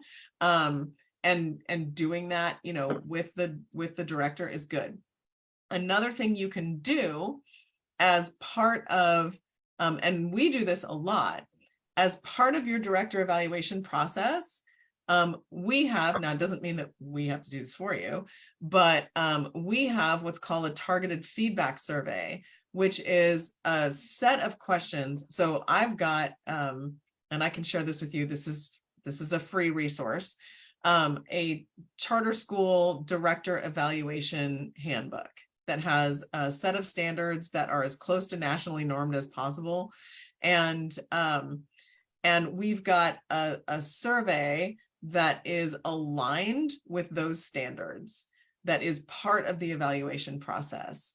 And we administer that survey, and it's sent out to staff. It's aligned with those, and it can be sent out to the community too. It's aligned with those standards. And then you've got, a third party running that survey. That information comes back to the board, but it comes back, filtered and not raw data. It comes back, in a, through a, like, here's a summary, here's the, the data that I came up with. You don't get individual comments. It's anonymous, that kind of thing. And that's good information as part of the evaluation process.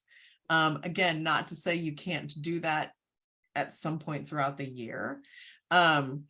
So I think there's a number of ways to do that where it's really good board information. And I would say the closer that you can work with your director on getting that information, and so that is a collaborative effort, the better that is. Does that help at all?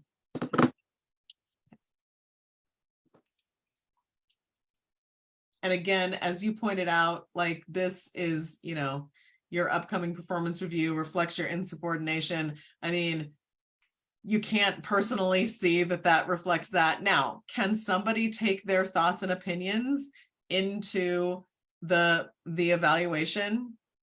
They sure can. It does not mean that they're going to necessarily influence the rest of the board's thoughts and opinions. And the evaluation is a one voice evaluation from the whole board. So nobody could say, I will personally see that this is what this looks like. They can bring their thoughts and opinions. It doesn't, it's not a promise that it's going to look like that. Any other thoughts on this one?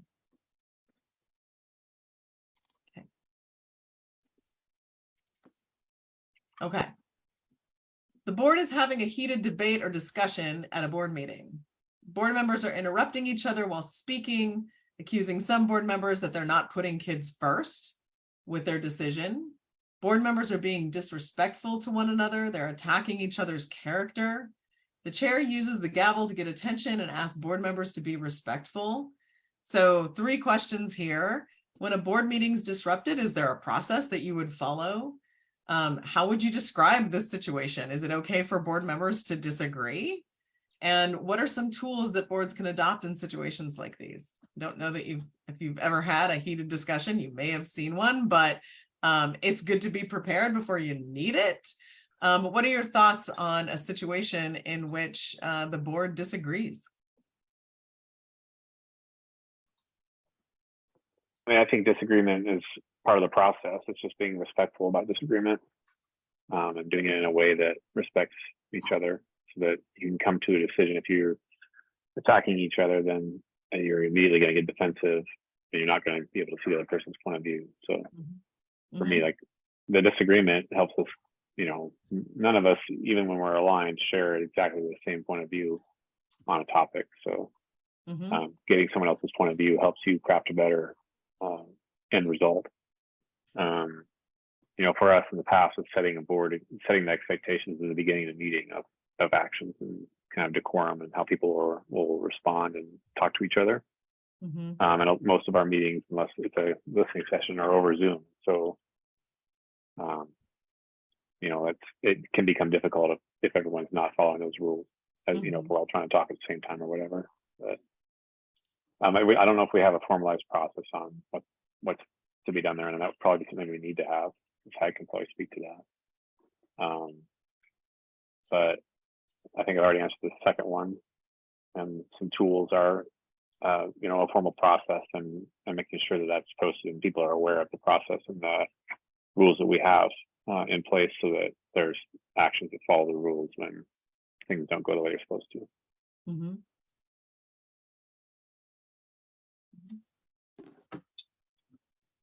Yeah, I think those situations are tough to manage. I think it would be really difficult to draft a policy that tried to predict all the different ways in which a meeting could become disrespectful or get out of control, and then demand that it be handled in a certain way. So for right or wrong, responsibility for handling those situations on the fly almost, usually ends up falling on the chair as the person that's running the meeting and having to sort of decide.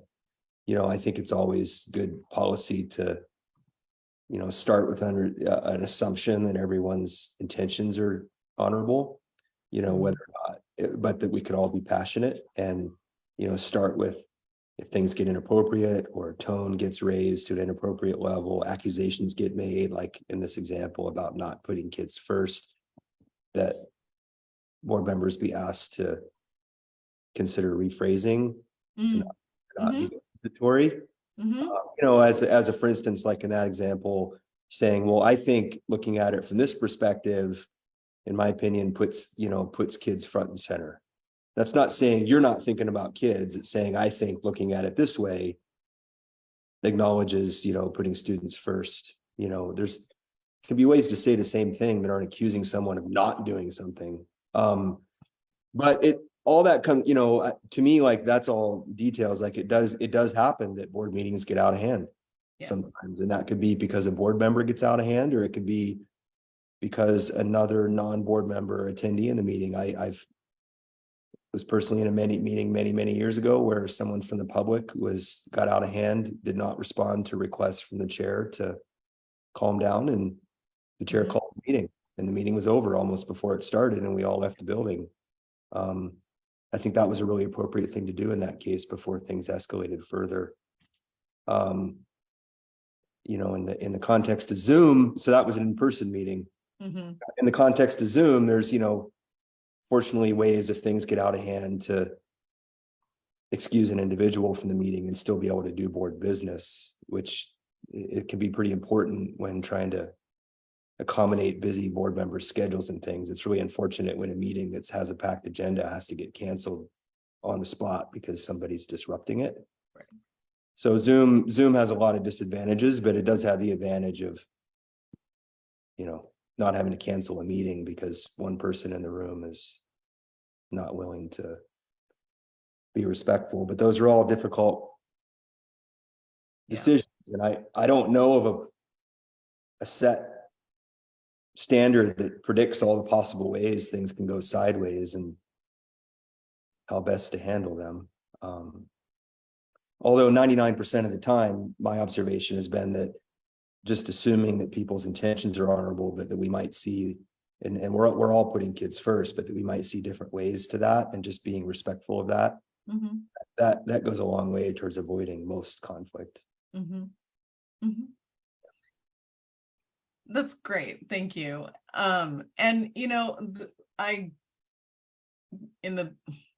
Over COVID, I did a lot of conflict resolution with boards. There was just a lot of it. And one of the approaches that I took is that, conflict is not bad. It's not that we necessarily need to avoid conflict. It's combat that is hard. And if there didn't need to be multiple perspectives and multiple ways of looking at things, there would only need to be one board member. You are all meant to bring your thoughts, your life experience, your different perspectives to the decision making of the board, and it's okay to disagree. I don't know, have you adopted any sort of, however loosely you use it, have you adopted any sort of parliamentary procedure like Robert's rules? Yeah, really. Yes, I guess thinking about all this, something that that comes to mind also is just being proactive.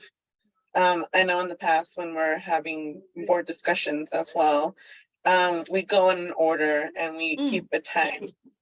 So we time ourselves, and that allows for big feelings to also be contained into a time frame to be able to be effectively communicate among each other.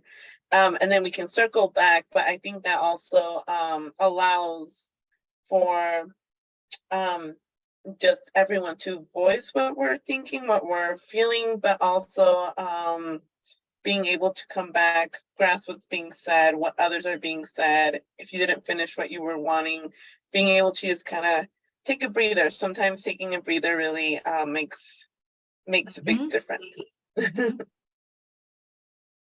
Absolutely. And, so I think that, the idea of going in succession or taking turns, that kind of thing, allows everybody's voice to be part of it before anybody gets that, the second chance.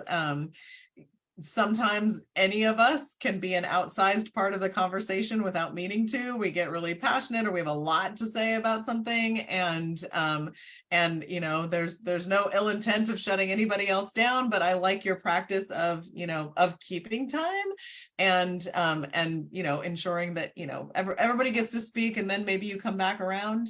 But also your idea of being proactive. I say this about public comment as well, that it's good to have some sort of procedure in place, even if you never need it, because like everything works until maybe it doesn't at some point. And so having some sort of process or policy in place so that if you need it, you don't have to develop it on the fly, or you don't have to develop it after something happens. You've got something in place that says, this is how we handle a situation when and if it comes up, and we've already got a rule that tells us how. And so something like Robert's rules or something like that, again, used pretty loosely if you need to. You don't have to adopt a really formal set of standards, but having some sort of procedure in place is a good and to Thad's point too, like assuming best intent. You all walk in the room wanting to serve kids. Nobody's trying to attack anybody else, and maybe just reframing certain statements in certain ways, or suggesting a reframing, or here's what I hear you saying, and reframing that positively. And then if something gets out of hand, having an idea of what to do. Yeah, we do have, we have had longstanding policies around public comment. We make space for public comment in every one of our public board meetings. In many of our special meetings, we didn't in this meeting, obviously, because the main reason we're here is to do training. Right. So we have a well-established policy for public comment. And I think our bylaws, we don't call out a specific framework for, conducting the meeting, but there are responsibilities, put on the chair and vice chair for conducting the meeting and coming up with an agenda, and kind of a framework there that I think is served pretty well. Where things do come down to the discretion of the chair is like when, in the very rare circumstances where something really does go off the rails, there's how to deal with that in the moment is usually down to the chair, because that's who's running the meeting. Yep. I suspect that's probably the same in virtually any board. It is, yeah. Just because those occurrences are rare, but the details of what could actually happen that means off the rails are so varied that how it's hard to capture that in a policy. In my yeah. Any other thoughts?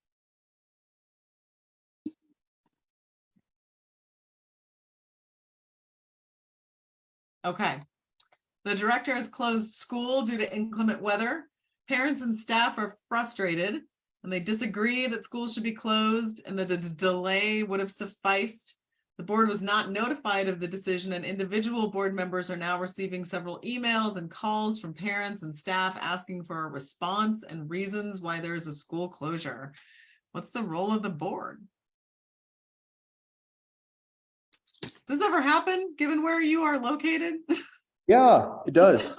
I actually think this is a fairly easy one for us, maybe Okay, good. they're specific to our sponsoring district and how we do transportation. So, and you know, so to me, like the easy sort of pat answer to that question, what is the role of the board in this scenario, would be to say, refer the person to the executive director. Mm. I don't think that's ever a bad way to go, but you know, I think also in the interest of supporting the executive director, and if there's a question that could be answered objectively, you know, I just by sharing of information, I think that's fine. So like how this usually plays out when in the cases when it happens here is, you know, we're a public school, so we're obligated to provide transportation to every student.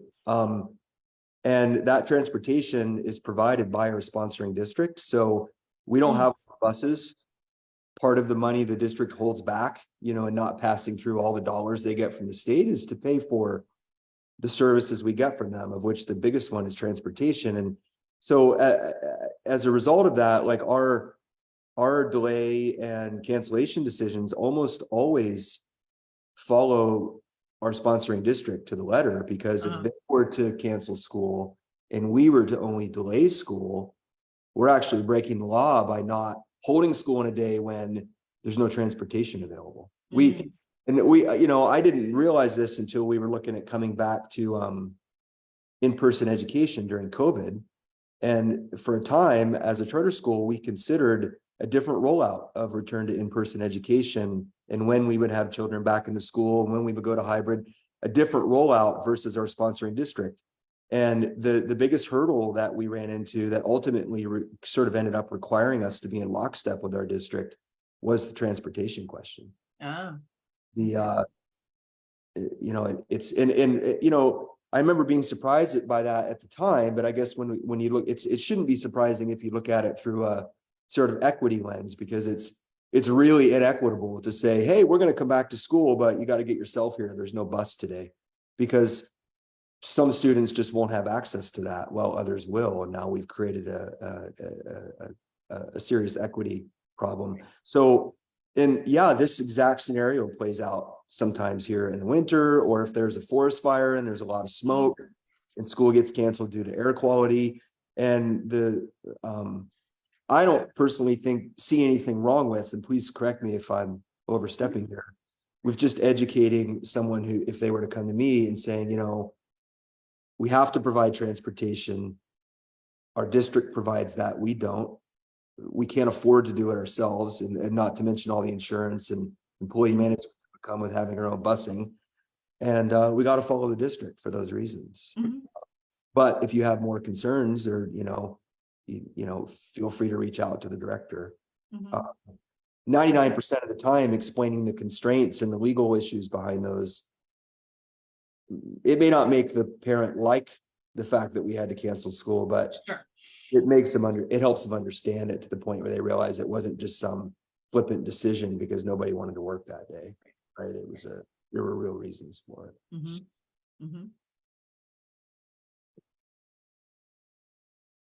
Other thoughts on that before I respond?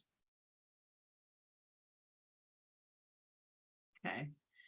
Yeah, if that's your practice, and it may even, a lot of times I see this in charter school contracts, is that, and it may or may not be in yours, is that, you know, the charter school will follow the district's calendar, or something like that. Or sometimes I even see it where it says the charter school will follow, you know, the district's decision on, you know, inclement weather days.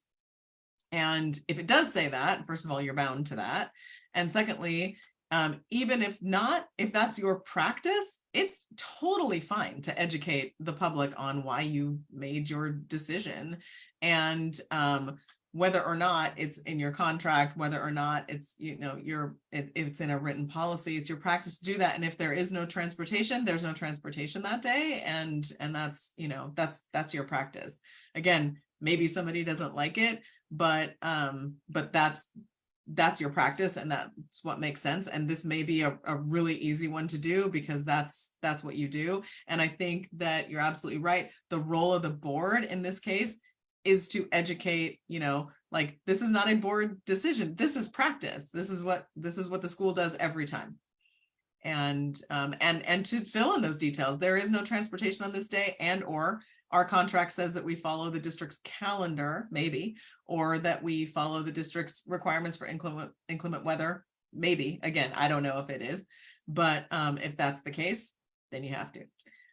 But certainly the transportation piece, which is great that they provide transportation. That is not the case everywhere. So that's a great relationship between you and your district. Yeah, we're very fortunate to have a really healthy and positive relationship with our Yeah. district. That's great. Good. Okay, it's February, and the board is discussing the director evaluation process. In the past, the board's process has been very informal with no adopted procedure. One board member would like staff to be surveyed. Another suggests that the current informal process works and is fair. Another board member suggests contacting OSBA for guidance. The director evaluation is due by March 15th, 2024. So it's February and it's now being discussed. The director has not been involved in this discussion so far. What should the board do in this situation? Should they continue their process and meet the deadline, or table this for a different time? Does the board need to follow a certain procedure for director evaluation? What are your thoughts on this, the whole evaluation conversation?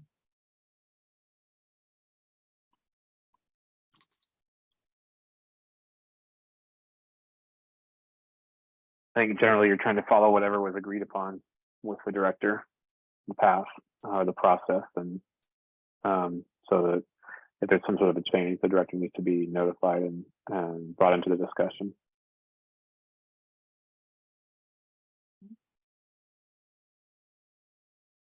Yeah, I think it's important not to change the process as the evaluation's happening. Or right as it's starting.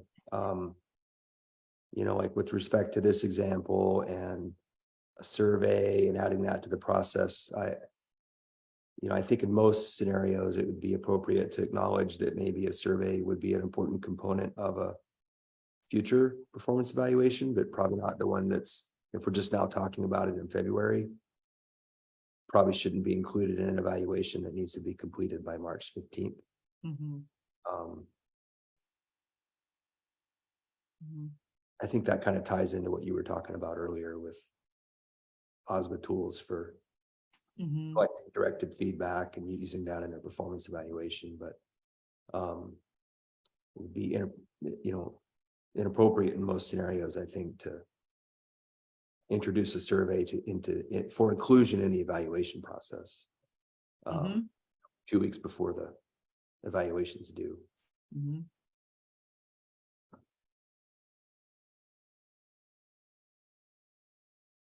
Other thoughts? What are your thoughts about the fact that the let me ask you this. What is your process right now for evaluation? What has been your process for evaluation? Yeah, 5 years ago, it was probably like a lot of charter schools and extremely informal. In the last couple of years, it's still fairly informal, but we did derive a list of objectives from the charter school executive director evaluation handbook that you referenced earlier. We developed a set of 7 or 8 criteria that were taken straight from that handbook. And we have a process we go through where we have the director write their own self-evaluation with respect to those criteria. And then of course the board deliberates on their evaluation of the director with respect to that criteria. So that's kind of been our process the last couple of years. And I think that's more formal than and defined, let's say, than we had in the past. There has been a desire more recently, and we're still in the throes of sort of figuring this out about how, there's a desire to sort of make sure we build some accountability in, around staff relations, staff retention, climate, school climate, Yeah. into our evaluation procedure. And you know, it definitely introduces some challenges about how to collect that feedback Right. objectively and you know, so that it can be included in a performance evaluation, but it's done entirely professionally and objectively. So Right. that's something we're still in the throes of sort of trying to figure out Mm-hmm. how to do for future evaluations. Mm-hmm. Mm-hmm. Do you have to follow a certain procedure? And do you have anything, I mean, in your, well, in your director's contract or anything? Sometimes I run into charter schools where they are coming up, unfortunately, against a potential violation of contract if they don't do it by a certain time, and that can be a challenge. Or is there anything that is specified that, or a certain procedure, or are you just able to develop that as you go? Yeah, our most recent ED contracts have stipulated that we complete evaluations by March 31st. Oh, okay. There's nothing else in the contract per se that defines the process or what the criteria of the evaluation would be. Okay. Okay. There is some really high, we do have some really high level policies around performance evaluations in our policy manual or our bylaws. I can't remember which. They're fairly broad. They don't really define a specific, they leave a lot of leeway for the board to adapt the process as, you know, as the school needs. Right. And that's probably good that it's not super specific, because once it's adopted, you know, like it can only be changed by the board once it's adopted. And, you know, one of the things that we recommend too is that, again, that this be a collaborative process, and that you adopt the next cycle once one cycle is over. So you've got your evaluation, it's done, turn around and adopt the next, even if it's the same thing, adopt the next set of standards, the next goals, and the next timeline as soon as possible, so that your director knows what the expectations are, and so do you, for the entire evaluation cycle coming up. So that, you know, if there are instances along the way where you need to check in an evaluative fashion, you can say, we're checking in on this standard or on this goal, and we want to do so in an evaluative capacity. And if you do that in an evaluative capacity, you can have an executive session to do that. So you can have executive sessions outside of the big formal year-end, you know, thing where you would produce a document at the end of it, an evaluation document at the end of it. In fact, we recommend quarterly evaluative check-ins, because, and in our experience, boards have reported that as a transformational process. Because, like, for me, my boss is Steve Kelly, and if something's going wrong with the way that I'm doing things, I don't want to find out in June. I want to find out in January. And so we recommend these, you know, and again, you can have them in executive session, these quarterly evaluative check-ins against the standards and against goals. Even if it's great, you know, like, hey, you're really progressing, or, you know, like, these are the standards we adopted. We see, you know, this is all going fantastic. Or if you have concerns and some course correction needs to be made, you're doing that along the way. And again, as long as you're meeting the criteria in statute, you're able to do that in executive session and have good conversations. And so adopting those standards right at the beginning of the process and the timeline allows you to say, hey, executive director, you know what the expectations are, and then the board knows what the expectations are too, and that's known throughout the cycle. So we recommend that at the beginning of the process. Yeah, Marie. Is that something you would recommend putting into the contract, or leaving it out, the quarterly evaluative check-ins? You don't necessarily need that to be part of the contract. I think if you've got, you know, our evaluation has to be completed by this date, because you're not, the check-ins aren't producing a formal evaluation. But if you adopt the process, you know, you as a board are voting on and adopting the process and the tool and the timeline. that will get you to the end where you're going to produce that formal document. I don't think you need to have that in the contract.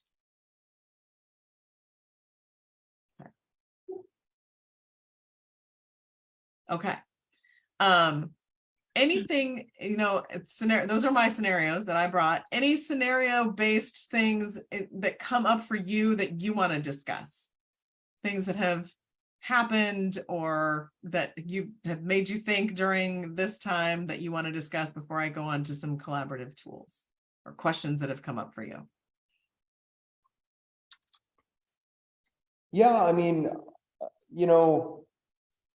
I kind of talked about this a little bit earlier, but I think one scenario that I've seen sort of consistent at Mosier School in my entire 5+ years on the board, it kind of comes and goes, but it's always there, are concerns around staff retention and student retention, frankly. I mean, everybody's enrollment is going down. Yes. So concerns about, when we have a big drop in enrollment, why is that?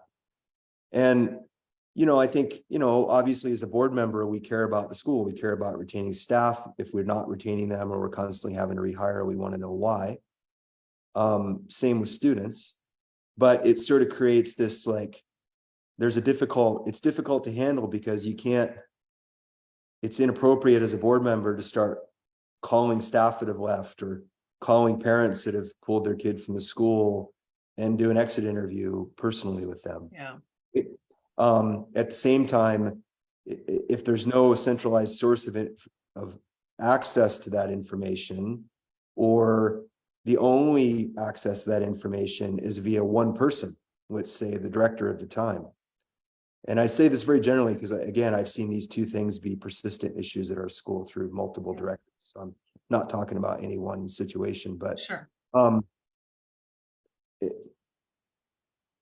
If that access if you can only get to that information through one person, you can imagine how, there can be the possibility of it not being giving the board the complete picture, right? If staff retention really does have a climate component to it, it's unlikely that is going to come from informally from the director of the school. Right.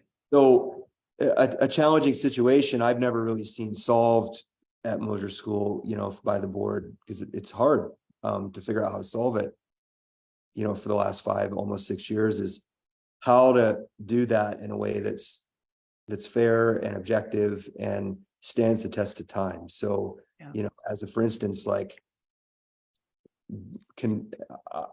I've come to the opinion that, like, some kind of a HR-like objective process that affords, any staff member or even parent that's pulling their kid out of the school to do a exit interview that's structured exactly the same, no matter who it is, so there's no possibility of the person doing the interview to influence the results, so to speak, by what they ask or how they ask it. Right. Like I believe that might be the only way to address that sort of long-standing sort of thing that comes up on and off. And I don't mean to, so a couple of ideas, and then I will address that specifically. I think one, I know you did a survey earlier this year because I helped you with it. I don't know if that was helpful at all, if that gave you any information, and you don't need to, give me any details about that, but like that, that is one idea, is to do, that climate survey that you talked about. That may be, a source of information. A lot of schools do a climate survey just to say, like, what is the environment here? Like, how are you considering staying, that kind of thing. Another one is to do a more directed, as part of the director evaluation. Like when we do our targeted feedback survey, the questions are all about what is your experience with the, again, aligned with the standards. What is your experience with the director? And it's different questions for staff and different questions for community because they have different kinds of experience, but it's all aligned with the standards and is specifically asking about their experience with the director or superintendent. And that that can give good information. Again, does not have to, can be done as long as, you're being really transparent about it, can be done at any point during the evaluation cycle. So there's that piece. And then, again, because we aligned that with the standards specifically, so that it can be an accountability metric that's aligned with those standards that you're evaluating on. So there's, and again, you can do this yourself, aligning what you're asking with the standards that you're evaluating on. That can be something. Another thing that you may do that I've seen done a lot, this would be you'd have to be a little careful with this so that folks know that they cannot come to register any complaints about any individual, is like a community listening session. Like, what are your thoughts about being here? What is the culture and climate at this school? Just talk to us, kind of thing. Now, again, that gets a little like, you can't talk about people here. I mean, so that there may be a both and there, like maybe there's a survey, maybe there's a listening session, those kinds of things that the board could just sit and listen. And I think that, so exit interview kind of thing, I don't mean to overblow this, but I also am, we at OSBA are always risk averse on your behalf. Yeah. I think when you want to, if you wanted to get into a situation where you may be asking, and I don't know if this is what is being suggested, where you may be asking questions about individuals or their experience with individuals, and the information is coming directly to the board and it may be used in a certain way. Depending on what kind of information came out of that, or because they may be all open-ended questions, depending on what you may do with that information, I think I would want you to ask your attorney about engaging in that.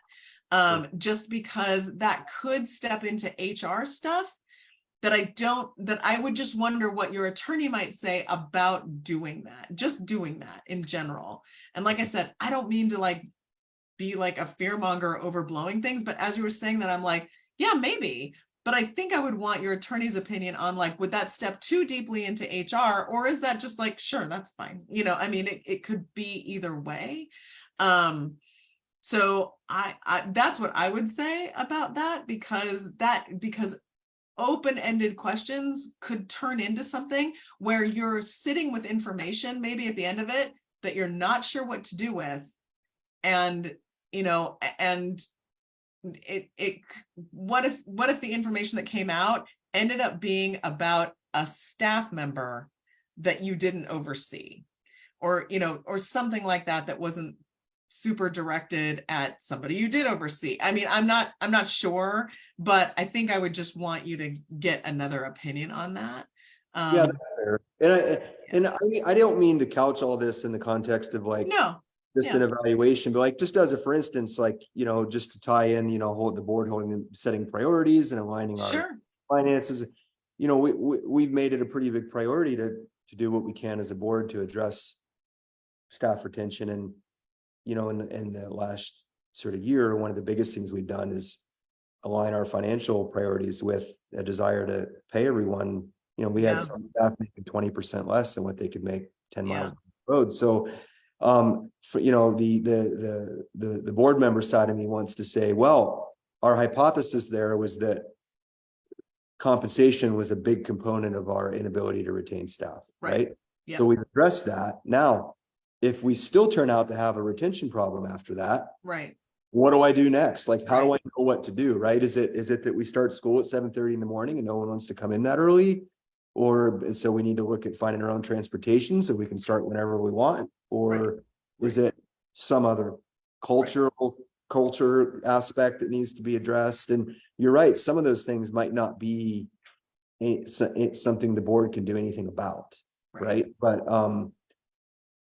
it's just a tough one to know, because it's all right, we've done the finances, and aligning our spend is obviously the biggest knob the board has the ability to turn, right? But we've done that. Yeah. So, but we still want to hold ourselves accountable if, we're not. So it's just an interesting question that is, well, we'll see if it's a challenge. I mean, the data's not in yet about what our retention situation will be like over the summer and, you know. Okay.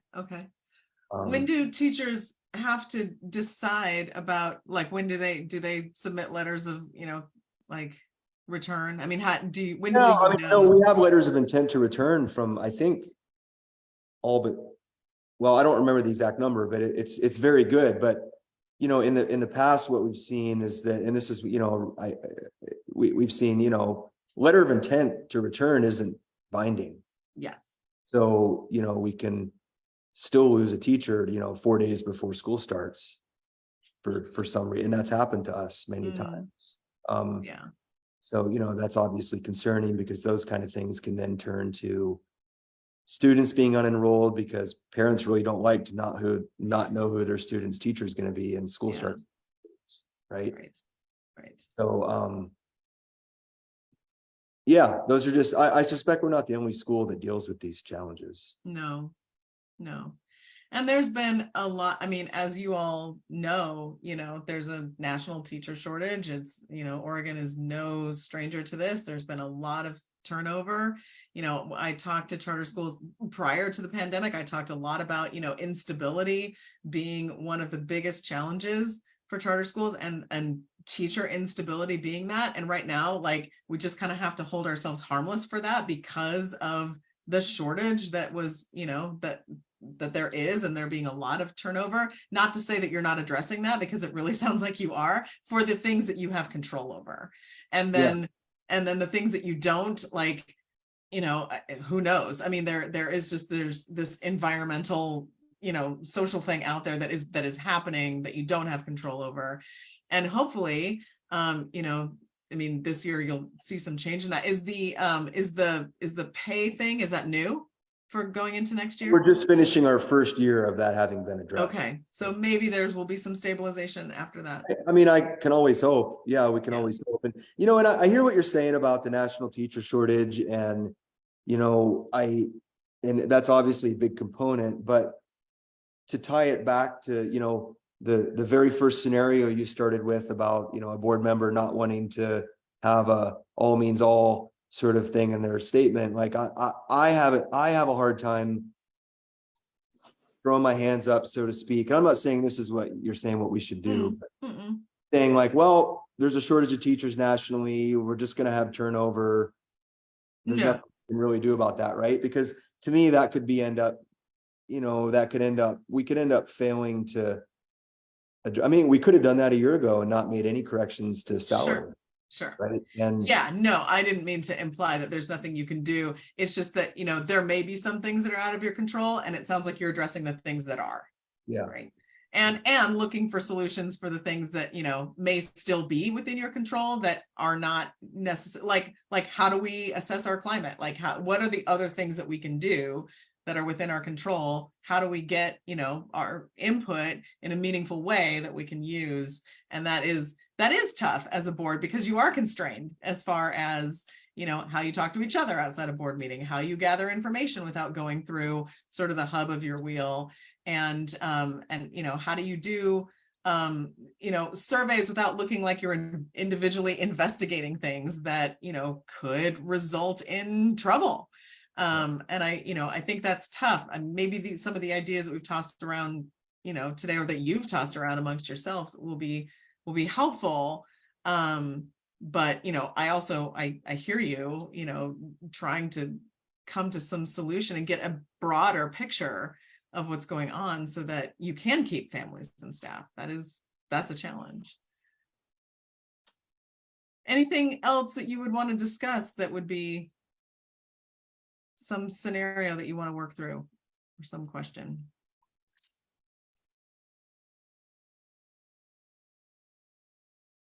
I have a couple of suggestions for things that I recommend for collaboration with each other and with your director. One we've talked through pretty comprehensively, which is your evaluation process. So I won't dive into that deeply. I recommend a board self-assessment, and however you do this, we do one, but however you do this, I recommend that you look at your own performance every year. The one that we do is based on those 12 standards. And in fact, we license it from the researcher that developed the 12 standards. He also developed a board self-assessment. But whatever you want to look at as far as your performance, we look at, or we recommend that every year you say, how are we as a board doing?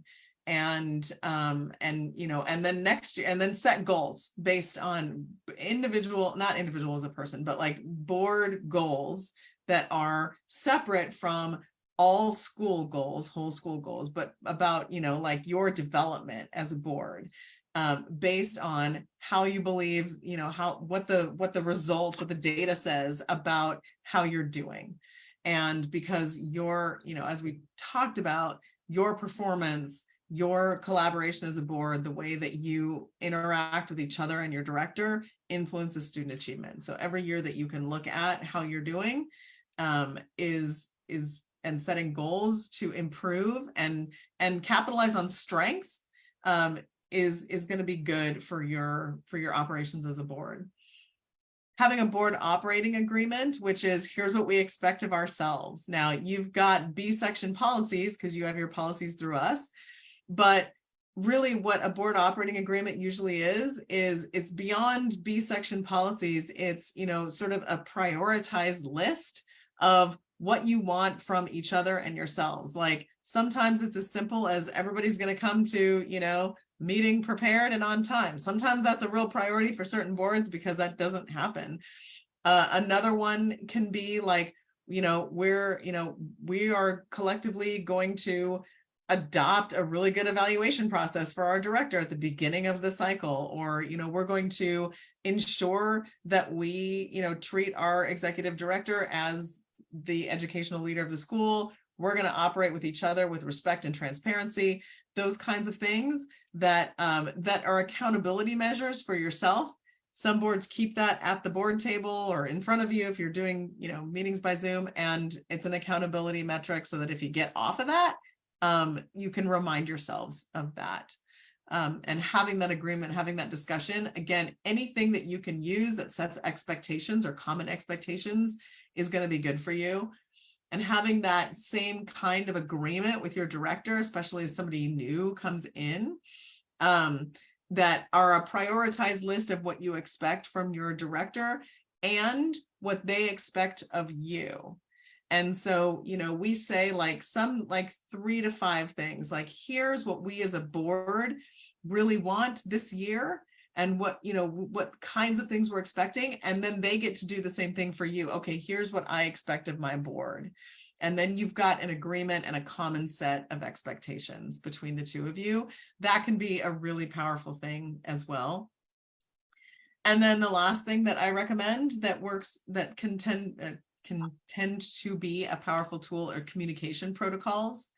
So not only, how will you talk to each other outside of a meeting, that's really dictated by law, so you kind of don't have to have that.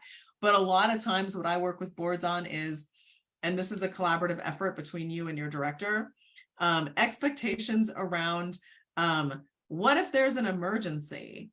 How will this person connect with all of you immediately?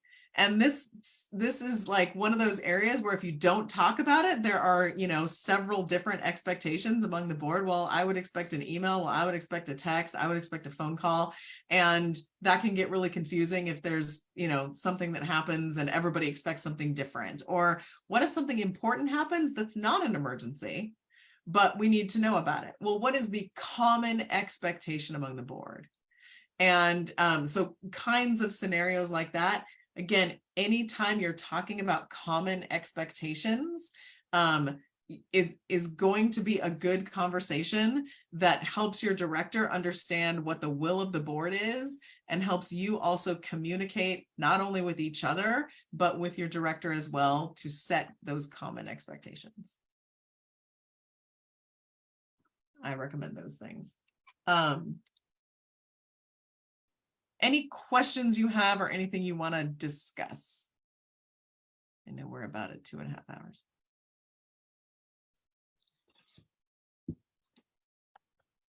Well, I think there's a lot there. I think there's, we have a lot of things you pointed out that we need to work on as far as just things to set up. So we have some work to do. And more training probably following that. What do you think you might want to do next? Like, what is your, I mean, I know you can't all answer this right now. This is probably a discussion you as a board want to have, but as you think about, like, here are the kinds of things that came up that you would want to engage in next, just as a board for your own development and your thinking. Just, setting that vision for the school, kind of going back to the beginning slides, the tone setting and the modeling. I think we all share very similar goals for the school, a collaborative approach and things like that. But setting that and then putting that into motion. We've got a lot of, there's a lot of work going on right now with this board, just moving forward as far as finances.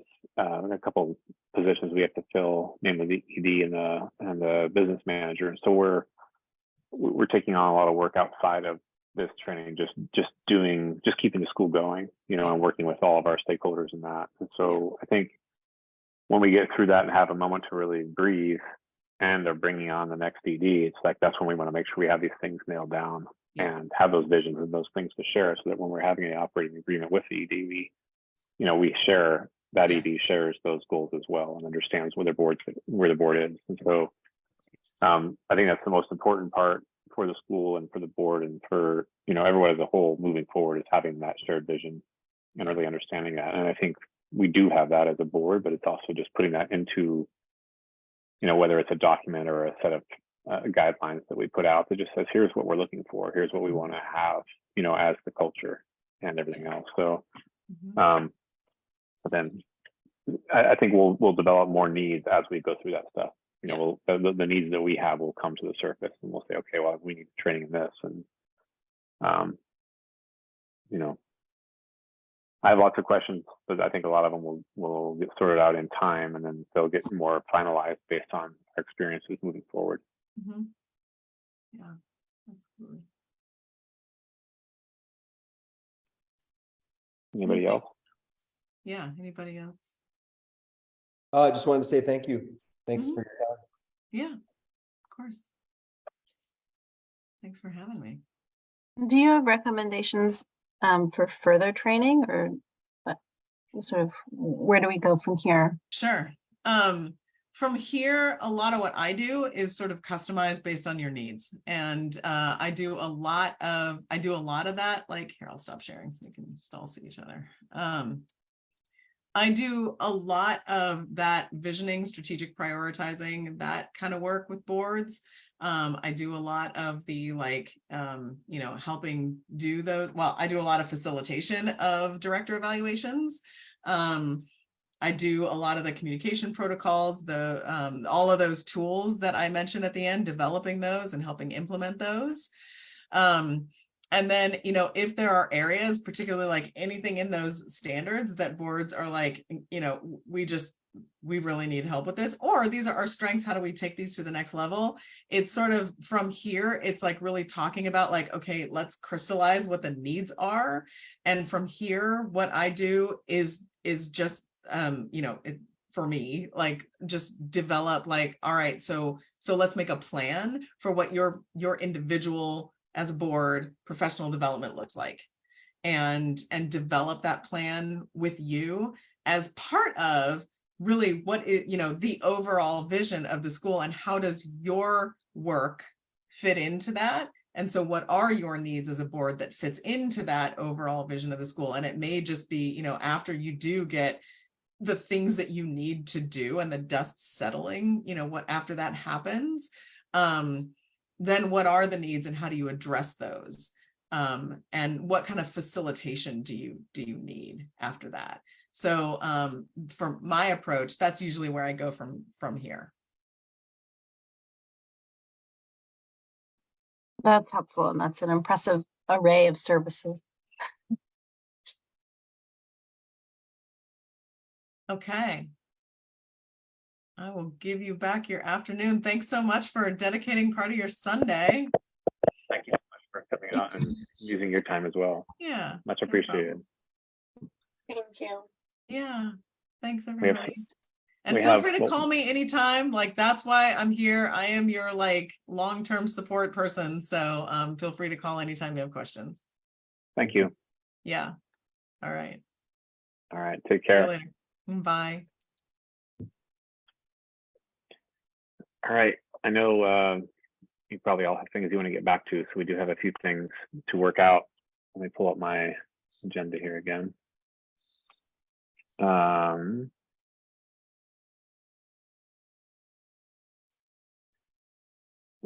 So we had 3 discussion of next training date.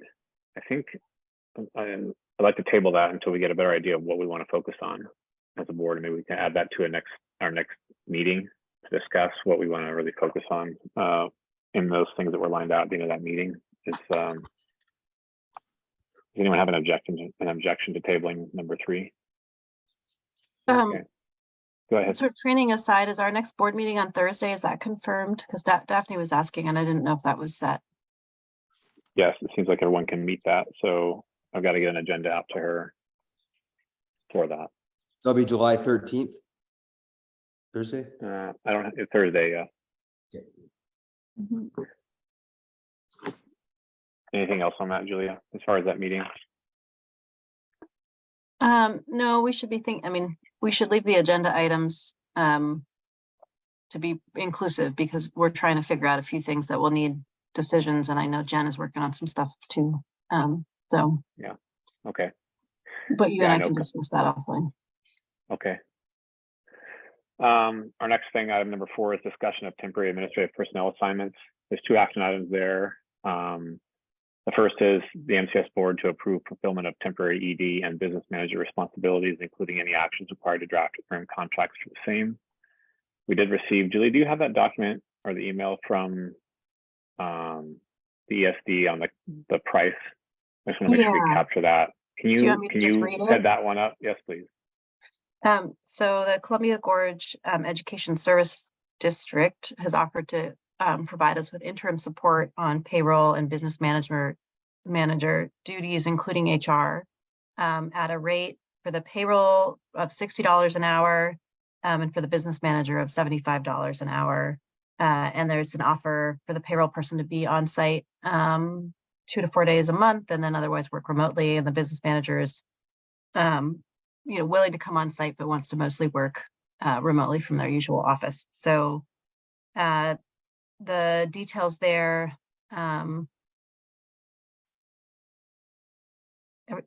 includes everything except for the software. Any software costs would be on us, but mileage to get to the school and stuff like that is all covered. And I'll just make a plug for approving it because we have some invoices we need to get out this Right. week.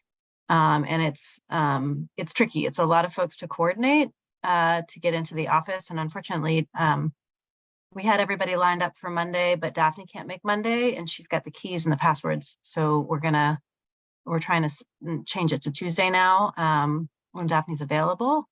But I want to make sure that if we're asking these folks to come up to the school and help us make July payroll and submit the invoices that are needed, that we're able to pay them. Okay. Evelia, you had a question earlier about something. Yes, just a quick comment. The school has a desktop version of QuickBooks. What that means is if we're working in the system, it has to be in the computer. So we need a person on site. Okay, thank you for that clarification. So I'll move that we approve the recommendations from Julia on the cost for the ESD. Go ahead, Thad. I just asked one question. So Julia, are those rates, do we have to commit to any particular time frame or number? Is it just until we don't need them anymore? And then it's a sort of. This is for sort of the immediate needs of July. And then the idea was that we would put together if this looks like it's going to be a longer term agreement, we would put together some kind of contract that would be more detailed. Okay, thank you. That helped. Sorry, go ahead, Dan. So I'll make a motion that we accept the ESD's assistance at the rates prescribed by Julia. Can I get a second? Can I just I see. amend Yeah. that? Can I just amend that to include just making sure that it's clear that Julia has been asked by the board to, communicate with the ESD on our behalf, about the decision and make sure that folks get into the building and do what they need to do and, all that. Yeah. Thanks. So that's the primary as amended. Do we have a second? Thank you, Thad. All those in favor? Any opposed? Like none. Thank you. The next item is MCS board to approve update to a bank account signers. And I have a document that I will read and then basically needs to be signed by our board secretary, Marie, and then it will be taken by Avelia to the bank. So let me read that document really quick here. The first order of business is that we clearly state in our meeting who the members of the board currently are. So our current board of MCS board of directors are these 5 members: myself, Dan Watson, as the chair, Julia Gustafani as the vice chair, Avelia Lachina Ramirez as the treasurer, Marie Moreau as the secretary, and Thad McCracken is our final board member. And the document will state that the board of directors approve the following actions. Janet Carter and Carol Deerhort and any other signers on our accounts at Umpqua Bank will be removed from those accounts. Avelia and Jen Langley, the acting administrator in charge, will be added as signers in the accounts at Umpqua Bank. And Avelia Lachina Ramirez will be authorized by any other to do any other action required to update existing accounts or approve future accounts with board notification. Basically, where we find ourselves right now is the inability to write checks out of our accounts because we don't have signers in those accounts. And this document, as outlined, this has been outlined by the Umpqua Bank themselves as to what it has to state on it. Will be able to be given to them so that we can update our signers and remove signers that shouldn't be on there anymore. Are there any questions about this document? No, I think just the only question I have is about the very final statement. And what other changes do we anticipate needing to make in the future? So there may be some other accounts that we're not aware of that need to be changed as far as the signers or authorizers of those accounts, whether it's SIA, ESSER, credit cards. Some credit cards are only in certain people's names. So if there's anything else that's uncovered in our process that the board is made aware, outside of Umpqua Bank, that the board is made aware of it, and then Avelia is able to make those changes happen, so that as treasurer, she's able to align our accounts basically with the current structure of the school and the board. And those changes will need to be happening again as we bring on another ED in the future. We'll have to make some updates, but because Avelia will already be a signer at Umpqua Bank, she'll be able to make those changes at the bank. But this allows her to make those processes and allow those processes to happen without having to have a meeting in the future. So if we have some other account that comes up, without having to have board approval for that directly to be changed, as long as it's in line with what this document says, it's an authorized change and that the board is aware of it. Okay. Yeah, I think the key there is just making sure that it's in line with what the document says. So, speaking very hypothetically, Avelia, this isn't pointed at you at all, but some might read that last statement as saying, wait a minute, you just gave one person the authority to change anything they want about our accounts without having to ask, right? So, and obviously I know that's not what's really being suggested here. I think